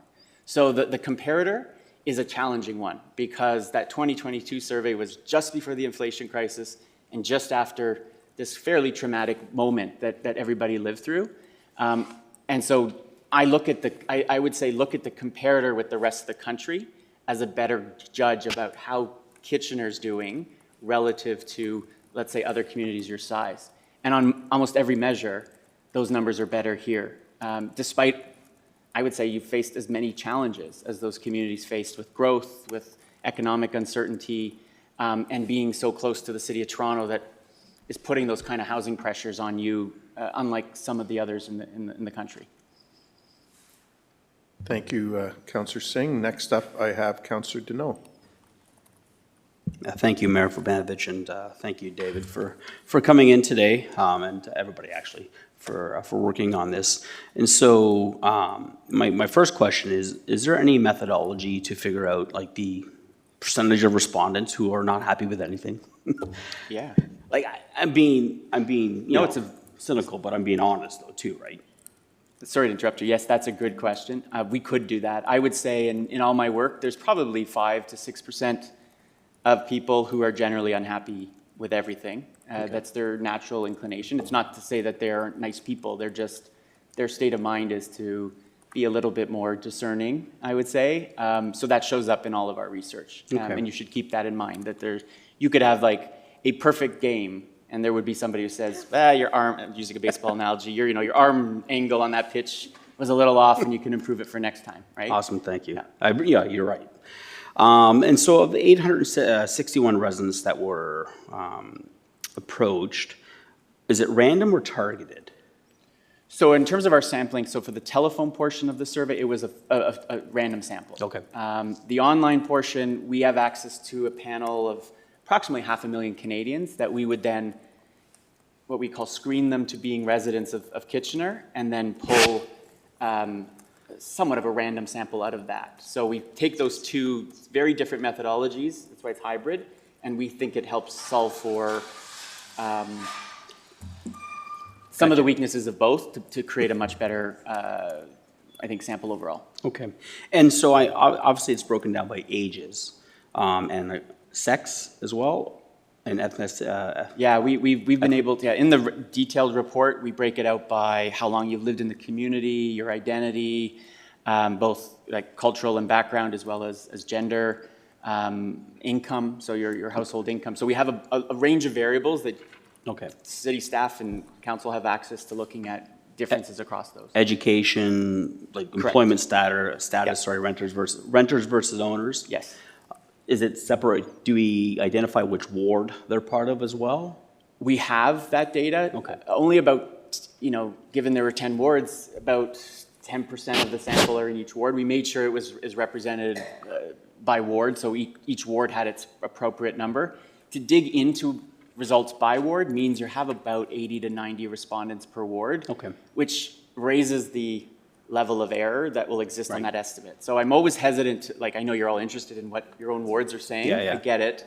But I would take any of those. The reason I don't incline to want to share is because I don't want you to make conclusions that I wouldn't make based on that, because there would be be a higher asking for margin it. of error, right? The margin of error around 90 is like plus or minus 10 points. They tried to teach me that in stats in college, and I was not having any of it. And so, a lot of this stuff, I think goes back to a lack of education, and let me divulge into a little bit more. So, removing financial barriers to city programs. We have lots of free programming across the city in the summer at our community centers, whether it's, our parks our Play in the Park program, our leisure access card, all the stuff we do downtown throughout the year, and most of it's free. And so do you think a lot of that comes back to the lack of education by, I'd say, a lot of our community, that they don't know about the stuff that we provide that is affordable and is accessible, not necessarily accessible by based on ability or disability, but more accessible based on finances. And so how do we get that information out there of all the free stuff? It's out there, but how do we make sure it gets out there a little bit more? I guess my question is, do you think it's a lack of education or lack Chair, of information? To the member, I think in part it is, but I also keep in mind the question was asked we gave people a list and said, what are the best ways? Right. So I think there's also an opportunity to highlight, to your point, the things you're already doing to do that. It wasn't asking, is there a problem here, or what the problem is. Right. It's what's the best way to create more connection between people. And I think if you have a bunch of proof points, yes, it's always helpful to continue to remind folks, but it means if you're already doing that, then that's where residents want you to be focused, and that's an alignment that I think will work for you. Awesome. Thank you very much. Thank you very much, Councillor Deneau. Councillor Schneider, you're up next. Thanks, Mayor. I love the initial data coming in, and I guess as we move on, we can drill down a little bit more on some of the specifics. The one area I'm interested in was the services that we provide and the tax level we provide them at. Will we be able to find out maybe, in order to get an increase in spending on one area, areas that residents might be okay with a little less service on to move that tax spending around? Chair, to the member, I think this survey wasn't designed, I think, to really to effectively answer that question. Instead, we were measuring like, what's your satisfaction with this level of service? But we didn't ask members, community members, to prioritize. Like, if you had X amount of money, where would you put it? I would say those questions around where are the significant pain points would signal to you, I think, where the community, at least based on their knowledge of the choices you have in front of you, where they'd like to see more emphasis, right? So those would be things like, what can you do to not put more pressure on me on the cost of living? Can you do something on the housing question? Some, friction on economic development, which I think shows up in this. But I don't think this survey anyways allows us the ability to give you advice on, if you had to move some levers, where would there be either support or friction from the community on those things? Yeah, and I totally get that, but as we do the community engagement, the further community engagement, are there opportunities there to maybe get a little sense of where the community and residents want us to go or not go? Yeah, I think I can speak to that. So through the chair, that is exactly the reason we're here today, Councillor Schneider, is to understand where would you like us to dig in deeper to these results, because they don't provide ultimate conclusions here. They're early insights, and so the answer is yes. If this is an area that council wants us to look into deeper, to look at barriers, where there should be more emphasis, how to reduce some of those pressure points around cost of living, that's an area we can take out and engage further on. Okay, that's great. Thank you. Thank you. Next up is Councillor Davey. Yeah. Thank you for the presentation, David. Just a question I want to make sure I understand. So, when I'm looking at some of these results, so the question about users having to pay their own fees for services, for example. I'm looking at this data, it's not necessarily like 40% is saying that they should pay the fee for their services. They're not necessarily saying we need to change, they're saying that's their ideology, that's their preferred approach to services. Through the chair, I would say that's how I would interpret the answer, is that, again, in a very forced kind of choice, when you say, if these are the two approaches we could take to funding city services, which is the approach you prefer, a slight proportion, yes, said user fees versus, general taxation. So that's how I would interpret it, right? It's the way that people are perceiving the best approach to deal with, increased service delivery. Okay, thank you. And it's been asked as well, but I just want to clarify, just again, for the understanding of the interpretation, because we politicians live in perception versus reality as well, for sure. But again, we are wrapped up with the region, and their property taxes show up in the same bill as our property taxes. Yeah.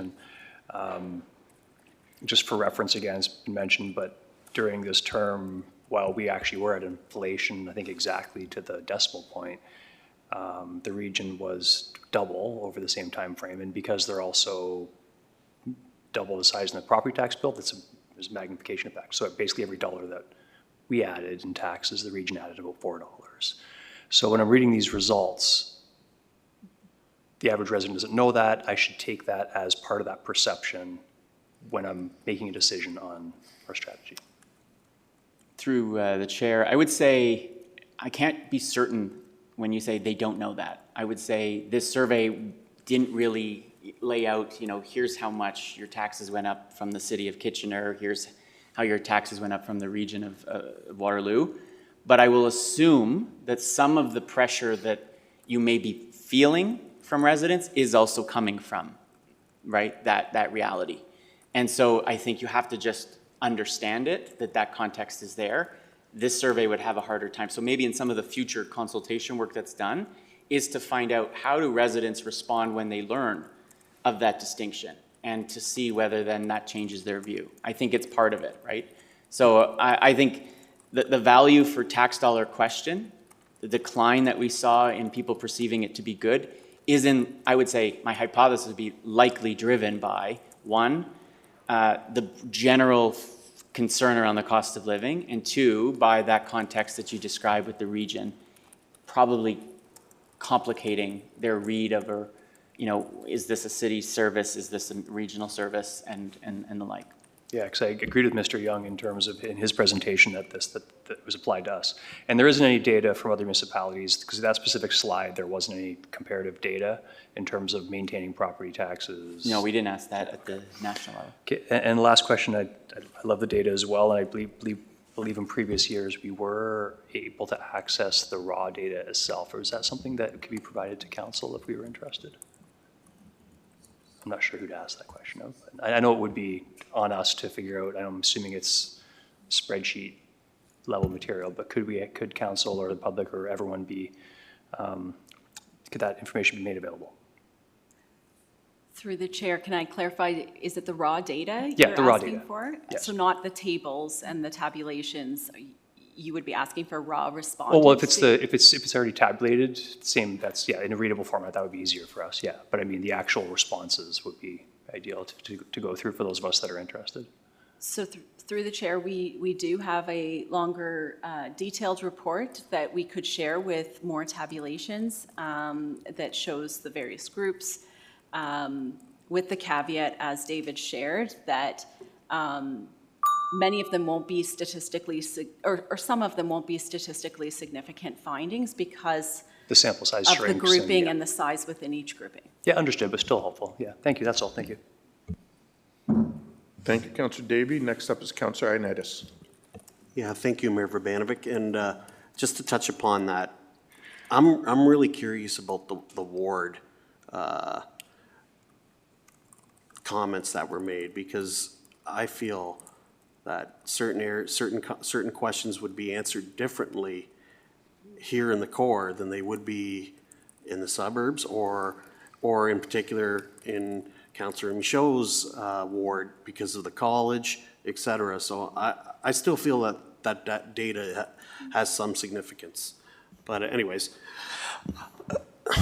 as long if we could get that, that'd be great. But I just also want to thank David for coming in too. I think I was looking at this on a Friday night as well, and I know I'm getting old when this is more fun than going out. But anyways, I'm a fellow Raven too, so. Nice. My question would be on 23, page 23, with regards to the key issues that are facing Kitchener today. And what strikes me here is climate change is 2%. But then as we go further down into the report, we're dealing really significantly with climate change. So I'm trying to understand that. It's through you, Chair, to the member, is a good question. The way I would interpret the question on 23 is, what's the most important issue? And what I've seen in our research over the last number of years is whether you ask this question or version of this at the national, provincial, local level, climate change has fallen down as a priority relative to others. Now, that doesn't mean when you ask them different questions on, do you think it's a crisis? Do you think we need to do something about it? The answers are usually yes, but the affordability issues, the global uncertainty issues have taken a precedence over climate relative to it. And that is why you see only 2% putting it in their number one issue. Back in, I would say 2019, pre-pandemic, you were seeing in some national surveys climate change rising, not at the top, but close to the top. And that's just the nature of the conversations that we were having at the time. So yeah, two different questions, but it shows that people are concerned about the effects of climate change on their lives and of their loved ones, but if you force them, they would say, I'm still more concerned about whether I can feed my family or pay the rent or what have you. Okay, that's how I kind of take it too, but I wanted to ask you, you're the expert. I guess my other question would be, my biggest takeaway here on this survey is the significant difference in satisfaction compared to our municipality on the national level is quite striking, in my opinion. And would it be fair to say that's a way of counterbalancing, in an odd way, the perception of everything? I don't know if you understand what I'm trying to say. Yeah, through you, Chair. I don't want to, add an editorial comment to this other than to say, what's your secret sauce? Because it clearly is special here that isn't being reflected in other communities your size. Now, every region of the country has a different context and a different set of issues. But I look at, the gap between, it's a 16-point gap at the national level and an 18-point gap with cities of similar size. That is worth asking, why are we performing and overperforming on a range of municipal services, despite even the growth pressures that you faced? So it's more about, I guess, the question, how do we keep this up, rather than a community that would be looking at a number that's below the national average, saying, how do we catch up? And I think I'd rather being now full editorial, I'd rather be in your case than in another situation. Okay. I guess it's more of a comment, so I'll refrain. Thank you, Councillor Ioannidis. Councillor Chapman. Yeah, hi. I'll try to hope it doesn't cut in and out, but I just had a question about whether you had, and I take it you didn't, any open-ended questions in your survey. And if not, do you think that this would be useful information in the future?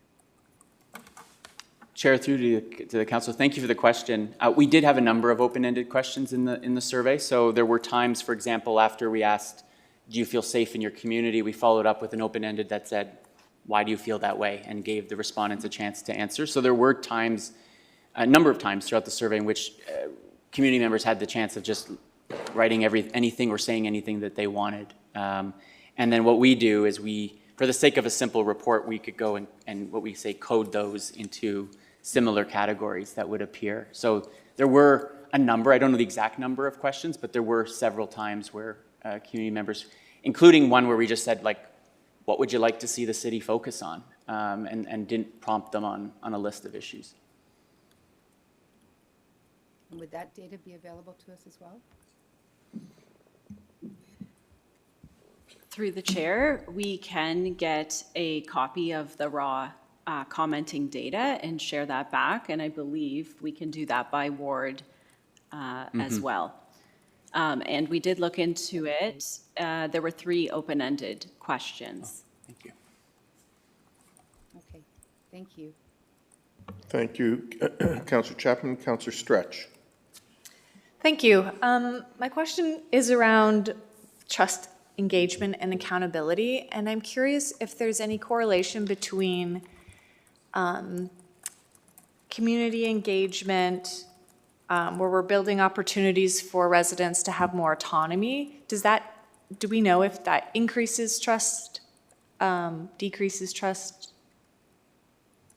Do you have any correlation on what that could look like? So Chair, just to clarify, when you say autonomy, do you mean like having the autonomy to like interact with city services through like a digital channel? Like when you say autonomy, what do you mean by that?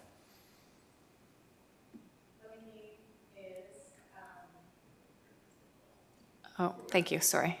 What I mean is when residents give feedback, that feedback then is taken and action changes direction based on that feedback.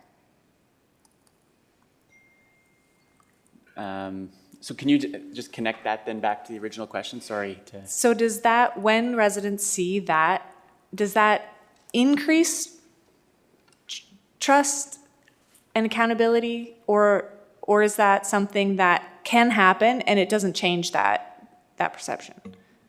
So now I understand. Thank you.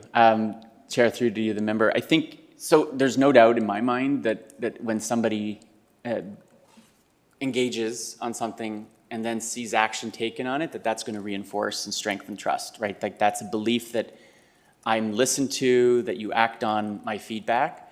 Now that can work in the other way where, yeah, there'll be many members of your ward and of this community that have a view on something that ultimately is in the minority or isn't deemed to be a priority or something else. I think the question comes down to one, do I feel, and again, it's a perception, that that the community is responsive to my views, even if some members of the community don't want to participate, but that there are opportunities for that to happen. And so sometimes, as you, I think, well know, consultation efforts are as much about actually collecting consultation as also signaling an interest from the city to hear, diverse voices across the community. But any time that if I can use a perfect example of a politician you all will know well, is, Premier Ford is particularly good at signaling a responsiveness to public opinion. And at times, he will make a decision and then a few hours later will reverse it. But the effect of it is that, he's constantly, I think, signaling to the public that he is responsive. Now, that can only take you so far, but that's at the political level. I think from a city administrative level, the same holds, that any time that the public feels a sense of engagement and action that comes from it, you're going to reinforce a sense of trust, I think. Mm-hmm. Thank you. Okay, those are all the folks in the queue. I just maybe have a couple myself, if I can, because a number of them have been covered off. On slide 36, where you talked about level of safety in your neighborhoods, I was interested to look at, the things that folks said among those who feel safe, as well as some of the things around those who feel unsafe. And in particular, on the unsafe piece, was 23% reference lack of police presence, increasing crime. And do we have a sense, because those are kind of two different things.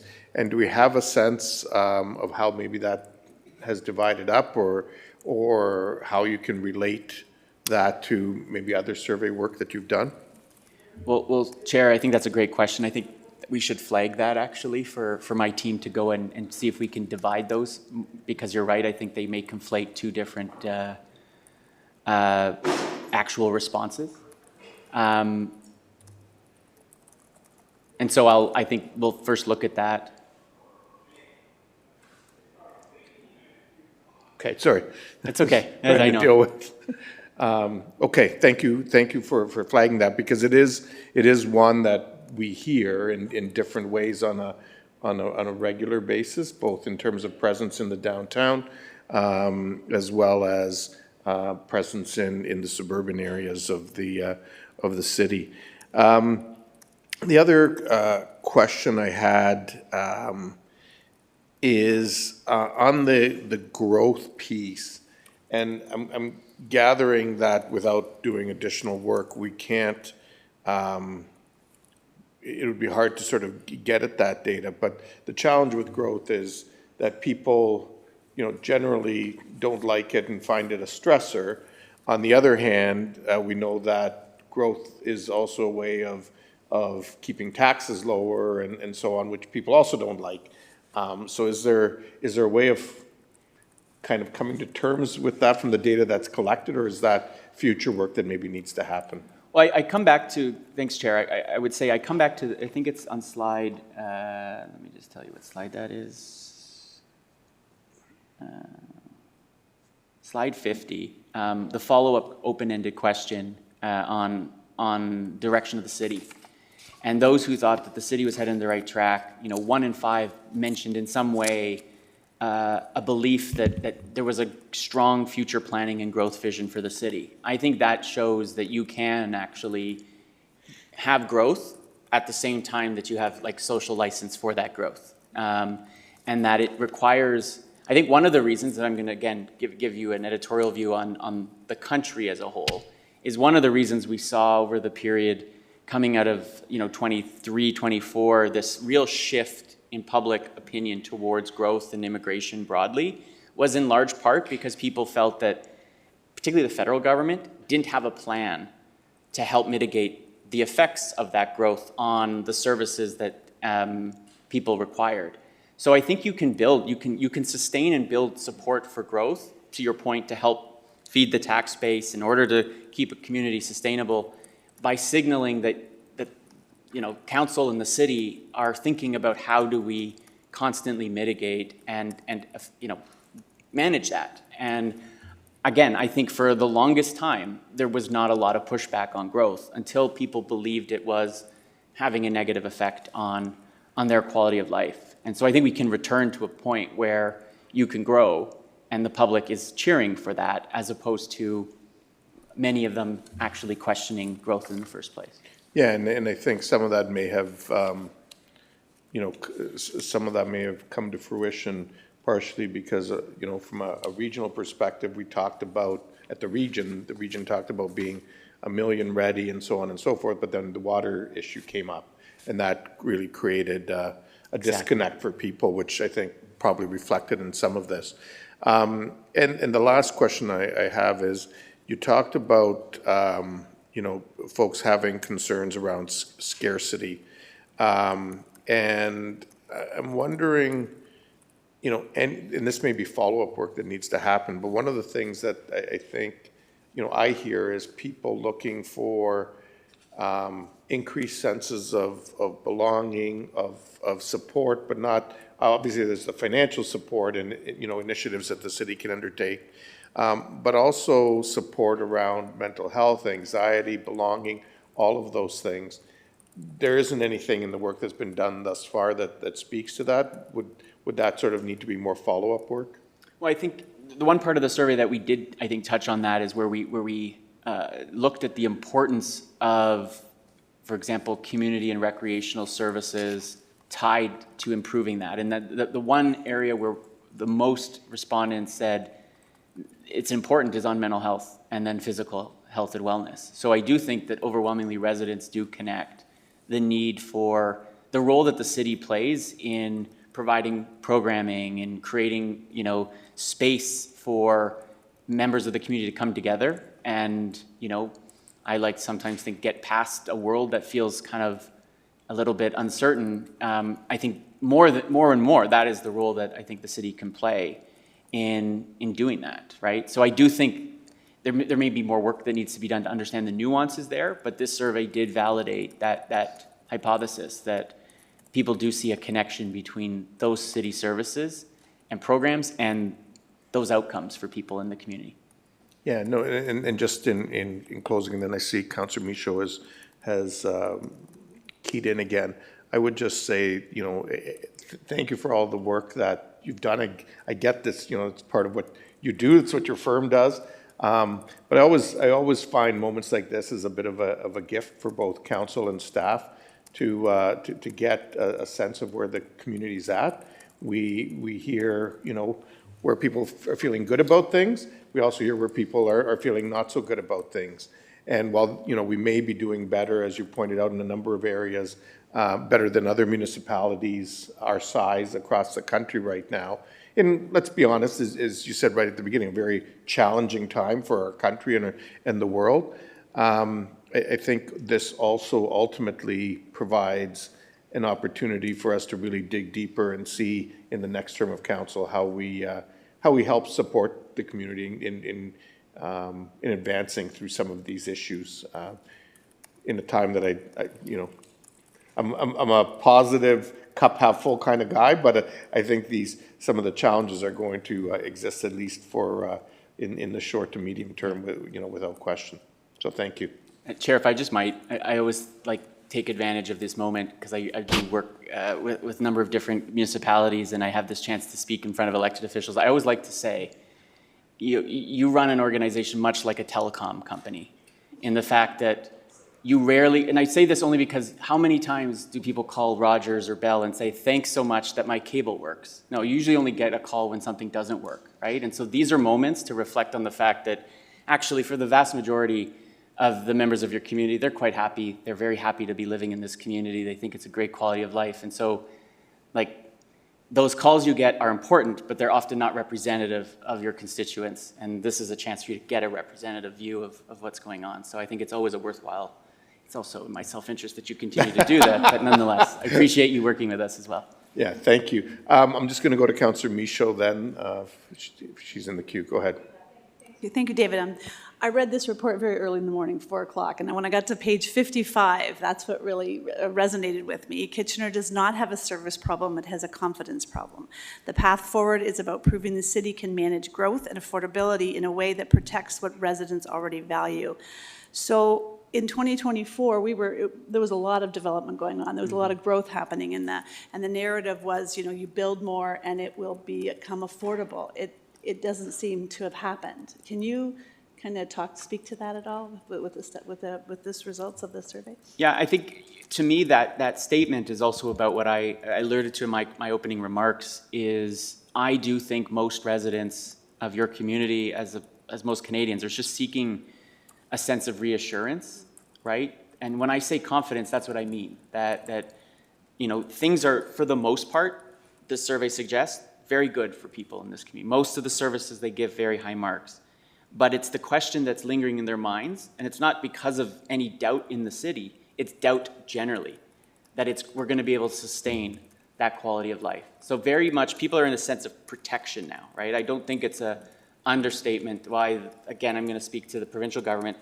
Every minister stands in front of a sign that says Protect Ontario. It's very much a part of that mindset.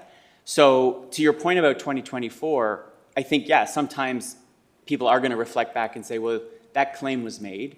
Clearly, it hasn't come true. I think the challenge is, or the opportunity is to remind them that it's not because of that growth that we're in some of these challenges, but because of a bunch of other factors as well. And so the choices you're going to make over the next 3 years are about, one, taking advantage of the opportunity that the city has, but also making sure that we protect what's most important to people. And I think this survey gives you a little bit of a roadmap on where to emphasize. It does, and thank you. And this is my new screensaver, by the way. Okay. Thank you. So I guess my question to Margaret, before we finish this segment and go on to our VLR segment, have you sort of gathered all from the questions and the input and stuff, all the input you need from council, or is there more that you're looking for? Yeah, through the chair, I think you've given us some key areas to dig in deeper as we move through the coming months in terms of engagement, both internally with staff, engagement with committees, as well as the community. So we certainly have some jumping off points. Yeah, so I do think we have the takeaways we need. Okay, great. And if council sort of has any other input in the coming days, like not 2 months from now, but in the coming days, that they kind of think maybe it's worthwhile doing a little bit of a deeper dive, can they submit that to you or Katie? Yeah, through the chair, correct. Okay, awesome. And the only other question, and you wouldn't have had a chance to think about it, but last week, Mr. Chapman and I had an opportunity to learn a little bit about Google Jigsaw and how it can be used as a tool to engage community in a broader, more significant way.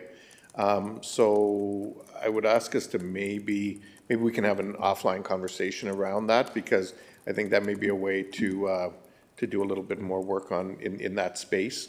We've had some preliminary conversations with their folks, and we can explore to see if there's a pathway to do that and engage Compass Kitchener in that as well. Awesome. So with that, do folks, we're a couple minutes ahead of time. Do folks want to take a 5-minute bio break? I'm seeing some nods. Okay, so we'll take a 5-minute bio break. David, thank you very much. Really appreciate it. Safe travels back to the nation's capital, and thanks for all you do.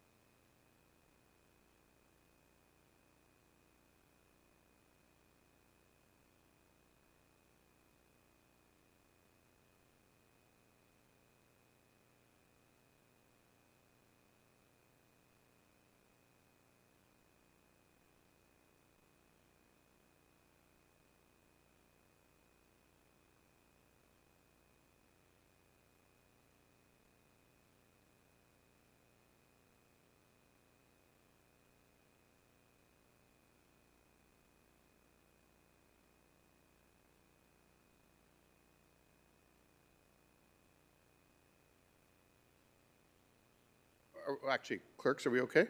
Yep. Let's turn this back over to Ms. Regier.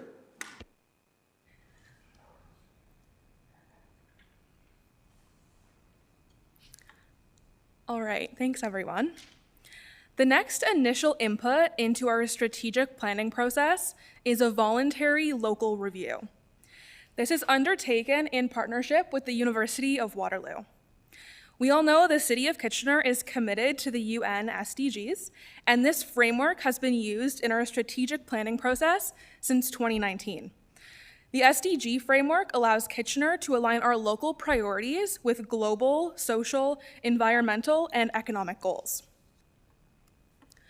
Voluntary local reviews, or VLRs, are used by cities around the world to assess progress, challenges, and opportunities related to the SDGs. These reports are submitted to the United Nations and allow us to connect leadership, data, and experience into one cohesive story. Globally, there are 249 completed reports and just 2 in Canada. Kitchener is among 5 municipalities partnering with the University of Waterloo to complete our VLR in 2026. Today, we're pleased to welcome John Beal, who is Program Director for Local Features at the University of Waterloo.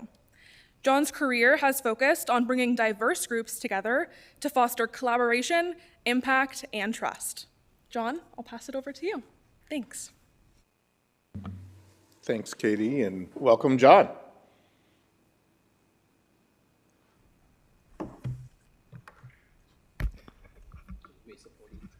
Oh, clerks, can we raise the podium? Thanks. John's on the tall side. Well, thank you very much, Mayor Verbanovich, councillors. It's my pleasure to be here today to talk about the Sustainable Development Goals. Oh, I see this podium, okay. Yeah. The physical podium. Yeah. As was mentioned, I run the Local Futures program based at Conrad Grebel University College at the University of Waterloo campus. We're pleased to partner with the University of Waterloo researchers in this work, as well as the City of Kitchener. And we are funded by the SDG funding program from the federal government. So I'll talk briefly about kind of who we are, what we're trying to do, and I'll share some initial insights in our work with the City of Kitchener. But essentially, we are looking at how do we bring these big, bold, ambitious goals into a local level? How do we prioritize them and align them locally? And we do that by bringing many different stakeholders, the municipalities, universities, and community organizations together to think about how can the SDGs help shape our strategic planning, our future, to create more prosperity and sustainability. We think there are a few ways to think about the SDGs. One is how do we plan for the future with that lens in mind? How do we think in systems? That's really the SDGs are about how are these issues interconnected and how does that help us make better decisions? And then thirdly, around collective impact. How can we work together across this common agenda? We are working, as was mentioned, in 5 areas across the country, and our goal is to develop a voluntary local review in each of these 5. A VLR essentially is an SDG progress report, a strategic planning document. It can take many forms, and it has this very kind of UN name to it around the voluntary local review. But at its core, we're trying to see kind of how are we doing currently, and what kind of opportunities are there using the SDGs to plan for our future. So just briefly on the SDGs, I know everybody is well-versed, but Sustainable Development Goals, they were adopted in 2015 by every member country at the United Nations. And they are essentially a roadmap for a better world, a vision for a world that formalizes economic, social, and environmental sustainability in that vision. What's really important to note here is you're all working on all of these issues already. So I think that that's an important piece to kind of go into this conversation with. You're working on these, and it's about how do we more deeply integrate the concepts of the SDGs into our work, into the way that the municipality functions. We're seeing more and more city leaders using the SDGs to connect city work, municipal work with community work, as well as other stakeholders, bringing business community, academia together to talk about this common agenda. So I think there's a really great opportunity here to leverage the SDGs to advance work locally. My colleague and I at Local Futures, we talked to some of the leading cities in the world, mostly in Europe, but in the US, Latin America, Asia, South Africa as well. How did you use the SDGs? What was the value they brought? And there was kind of three core themes that emerged. One is around they create coherence in planning. We have a strategic plan, we have an accessibility strategy, a climate strategy, economic development plan. All of these pieces, it helps fit them together under a more common agenda. So that's one way that we're seeing this consolidation happen with the SDGs. Secondly, we're thinking about community issues in a more systematic, systems thinking kind of way. The example here comes from Strasbourg in France, where they were designing a new food strategy, and they wanted to use the SDGs to do that work. And so they were able to bring in a broader lens beyond kind of access to food, to think about food waste, to think about equitable access, to think about agricultural practices and production as part of that strategy. And so it was able to kind of broaden their perspective in that one issue. And then thirdly, supporting partnerships, which I know the City of Kitchener has done a lot of using the SDGs at the international level, most especially that I've been a part of. And cities using the SDGs at an international level to have conversations and build trust and relationships with other cities working on this agenda, but also locally. And then you think about the example here of Bristol in the United Kingdom.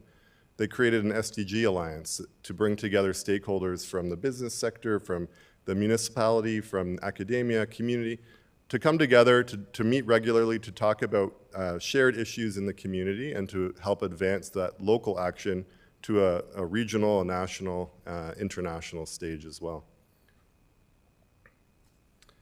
And I think this example that comes from the Tamarack Institute, who we are partnered with in this work, is a really great example of kind of the knock-on effects and where the SDGs, I think, offer some insight into the lived experience of residents and the stories in our communities. I won't go through this, I won't read it line for line, but essentially it starts with a mother living in a rundown apartment with mold, which exacerbates a child's asthma, which leads to a call for an ambulance, which generates a bill that can't be paid, which ruins a credit record, which hikes the interest rate, and on and on and on, leading to confining her to poor housing continuously. And obviously, it's an example that we are taking a bit to an extreme to illustrate the point, but I think the point is there that every problem can magnify the impact along the chain until you get to that final stage where it actually looks very different than where you started.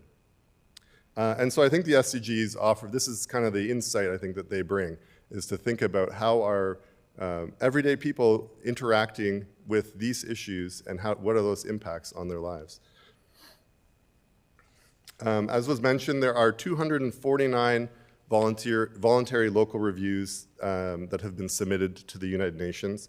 There have been 2 from Canada submitted. There's actually a third that was not submitted. So there's 3 voluntary local reviews in Canada. So our work, we're looking to add 5 to the Canadian landscape. Most voluntary local reviews are focused on a current state, whereas the gold standard from some municipalities around the world is really thinking about how are we identifying and planning opportunities over time and tracking that progress. I put a couple examples here around kind of that more gold standard orientation, or the town of Shimokawa in Japan, using the SDGs to think about the future and then backcast current policies and programs to the current state. The city of Malmö in Sweden, using the SDGs to embed them in steering and management documents and their budget, as well as the city of Buenos Aires, who in doing their VLR work identified gaps on gender equality, which led them to develop new work on that around a gender indicator system. For the city of Kitchener and for the other VLRs that we're working on, this is an overview of kind of what we're proposing. We are looking at how do we showcase the current work and alignment of the SDGs, given the City of Kitchener strategic plans and policies and publicly available documents. We want to engage with community partners to spotlight stories from the community. And we want to develop some data indicators around context-based sustainability, thinking about what kind of thresholds exist locally that tell the data story for the city. And then to conclude with some recommendations and ideas of, insights making sense of it all. I share a couple images here. On the left side, we have our engagement that happened in April, a couple weeks ago at the SDG Ideas Factory. This was about 35 community organizations coming together to talk about the SDGs. We did a short presentation. And then we asked people to kind of identify what strengths and opportunities do you see in the City of Kitchener, and what challenges do you see? And everybody wrote on a sticky note. You can see the bottom image there. We had the SDGs on the window, and we asked people to kind of group them and organize them, and then had a discussion based on that. We then took the challenges, a selection of them, and we asked people in groups to do systems maps to understand kind of what are the factors that are influencing this challenge, and where do you think there are points of leverage? So it's still very early in terms of kind of bringing that data together, but these are the kinds of stories, systems maps we would like to share as part of this VLR. And then on the right-hand side is a couple pictures, also a week and a half ago or so, workshop with municipal staff, thinking about what are how are you using the SDGs? How do they find their way into your work? Of course, with the STRAT plan, listing the SDGs, we wanted to understand where does that find a home throughout the municipality.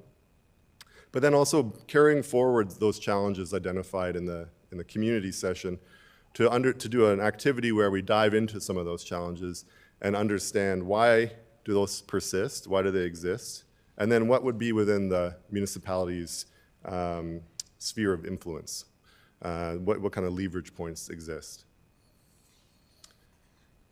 And then finally, this is the very early draft of SDG alignment for the City of Kitchener. And what we've done here is, this is AI driven. Our methodology, we worked with an organization based out of Montreal that specializes in ESG, SDG, and sustainability reporting using AI. We took 20, and it was actually more than that. And you can see the documents in the council package that were included. But 20 to 25 strategies, policies that the City of Kitchener has created and has produced, and we uploaded it into a specialized trained AI system with our partner. And it came back measuring against all the international targets of the SDGs from the United Nations. We then also worked to strip out some of those targets, knowing that the City of Kitchener does not have jurisdiction over anti-money laundering approaches or delivery of clinical healthcare in the province. So there was about 34 targets that we stripped out to better reflect that the areas of influence that the City of Kitchener actually has a mandate for. And then there were some you can see on SDG 3 and 4 around health and education, where we felt there was an enabling environment that the city can still contribute towards, even though healthcare is provincially delivered. And so there are a couple areas where we feel like there is a role for the city, whereas many other clear cases where it was clear that that's not part of the city's mandate. So as you can see here, the City of Kitchener, the alignment score, 66.9% aligned. So this represents, the way to kind of interpret this is the commitments and actions that are included in those plans that we uploaded and have analyzed are aligned to a 67% standard. And you can see them broken down. You can see different metrics. We have a full list of the metrics, which for today it didn't make sense to present, but happy to share. This is not a commentary on outcomes or performance or impact. This is the commitments that have been made through these documents. So I think that's a really important thing to stress. A couple kind of high-level findings here, and which kind of reflect the conversation with Abacus earlier, is the strongest performance clusters around core operational mandate. You can see some of these have actually 100% achievement. And thinking about areas that cover water, wastewater, infrastructure and capital investment, land use planning, sustainable cities, climate action and emissions, and natural heritage and forestry. These areas all scored 100%. Also, what was of interest from this analysis, thinking about how Kitchener is doing well at mobilizing resources. A number of examples talking about Housing Accelerator Fund, Building Faster Fund, disaster mitigation and adaptation. So a number of examples where Kitchener is doing a good job in mobilizing domestic resources. And these insights are very early still, so we're still working on them. But I think that there is a vulnerability that was also identified around alternative sources of funding and how that might change, depending on how the federal landscape changes as well. And then maybe lastly, I'll just say performance gaps were mostly around areas of equity, inclusion, and more generally the policy architecture. It is noted, though, that Kitchener is doing a lot of work in these space and very meaningful work. So it's not to say that these gaps are tremendous in some instances. There is a lot of good work, but if we look at kind of the alignment scores, we can see around gender equality, education-related municipal work, poverty reduction, zero hunger, affordable energy. There are a few areas that stand out. I think with that, I will just go to what comes next. We are completing the engagement activities. There will be some interviews that will be conducted by the University of Waterloo research team with different members of the municipality and community. We are looking now at kind of pulling these findings together into the development of the VLR. So we're starting to draft content. We're going to be doing validation, refinement of insights. So welcome your thoughts as you see this very initial draft.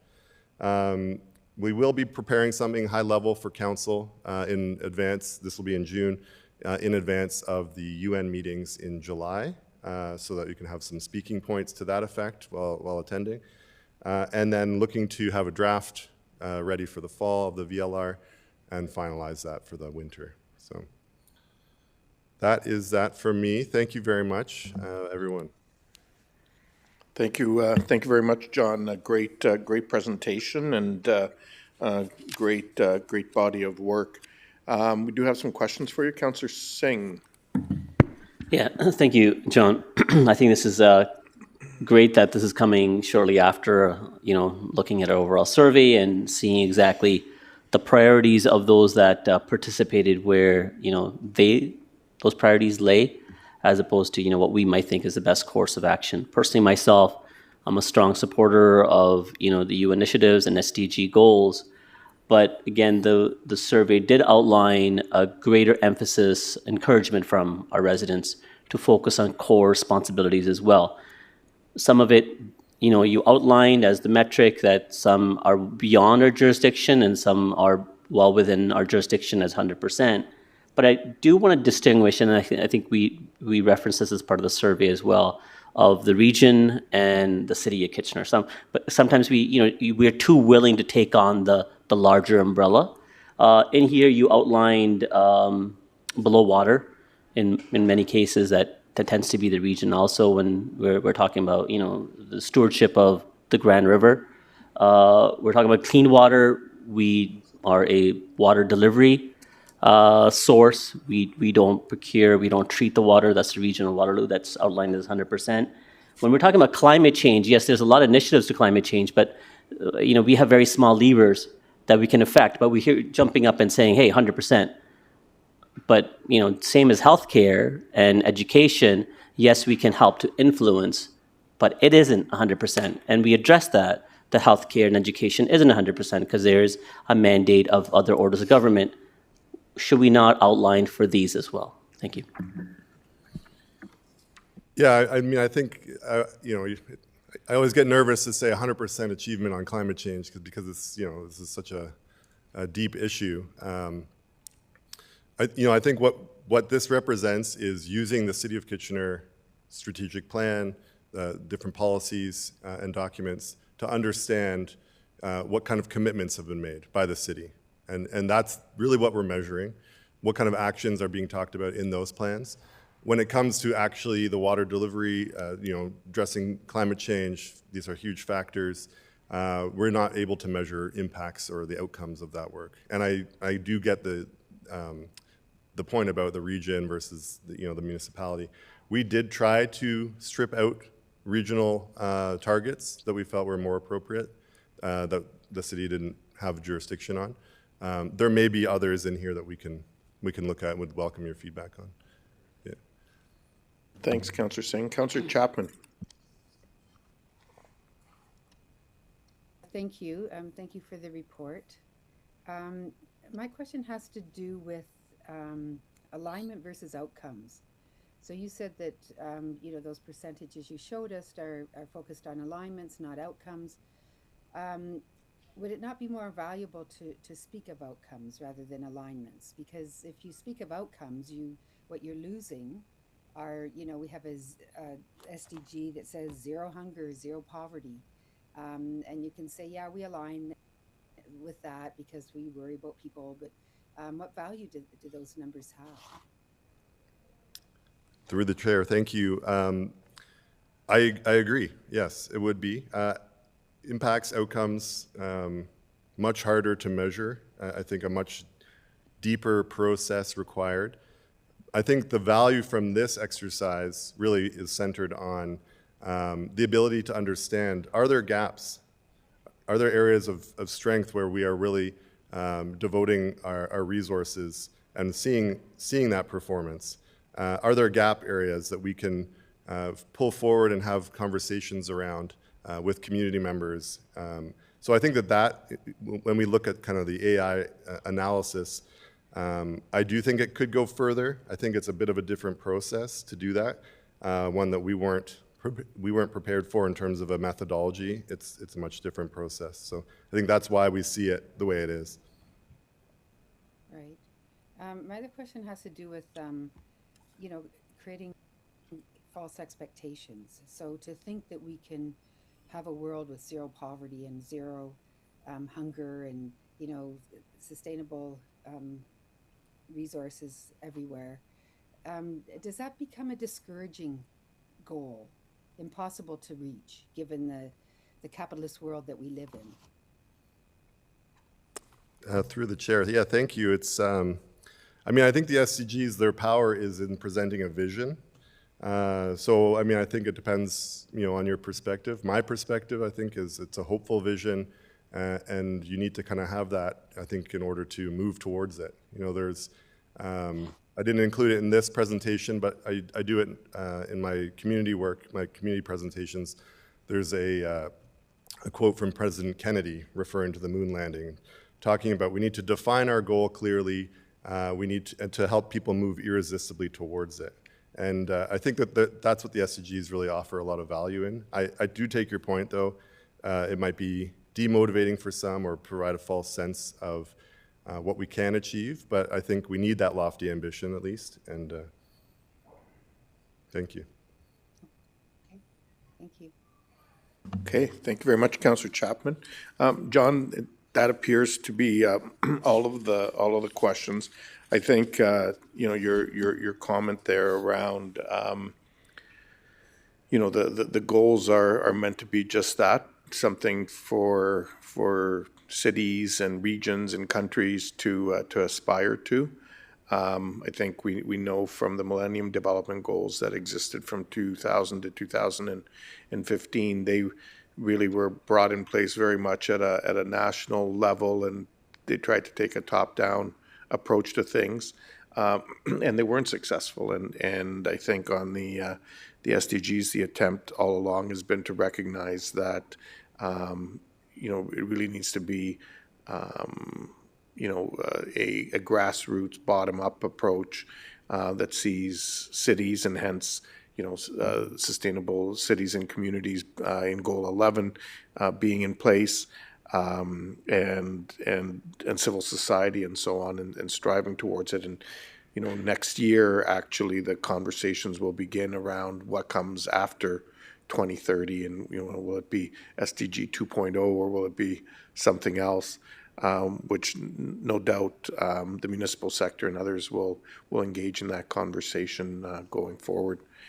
So thank you for this, and thank you for the update. I'm just checking. I don't think there's anything that we need to approve today. Is that correct, Margaret?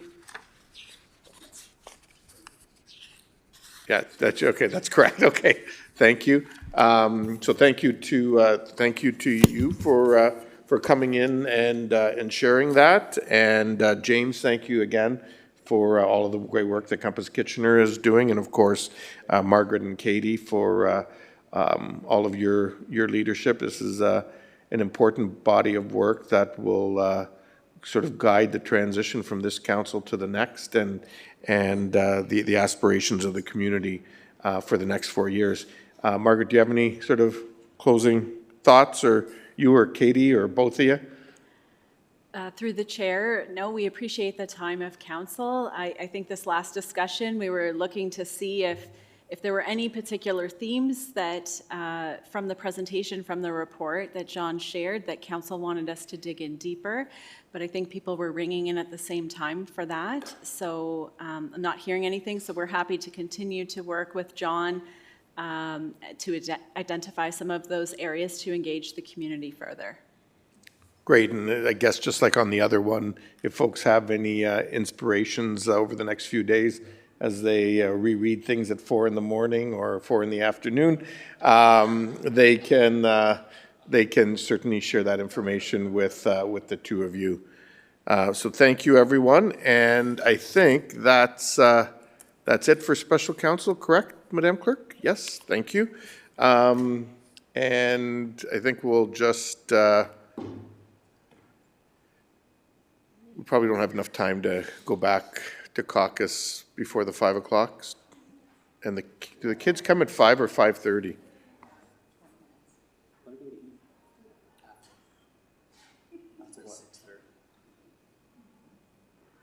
The kids come at 5.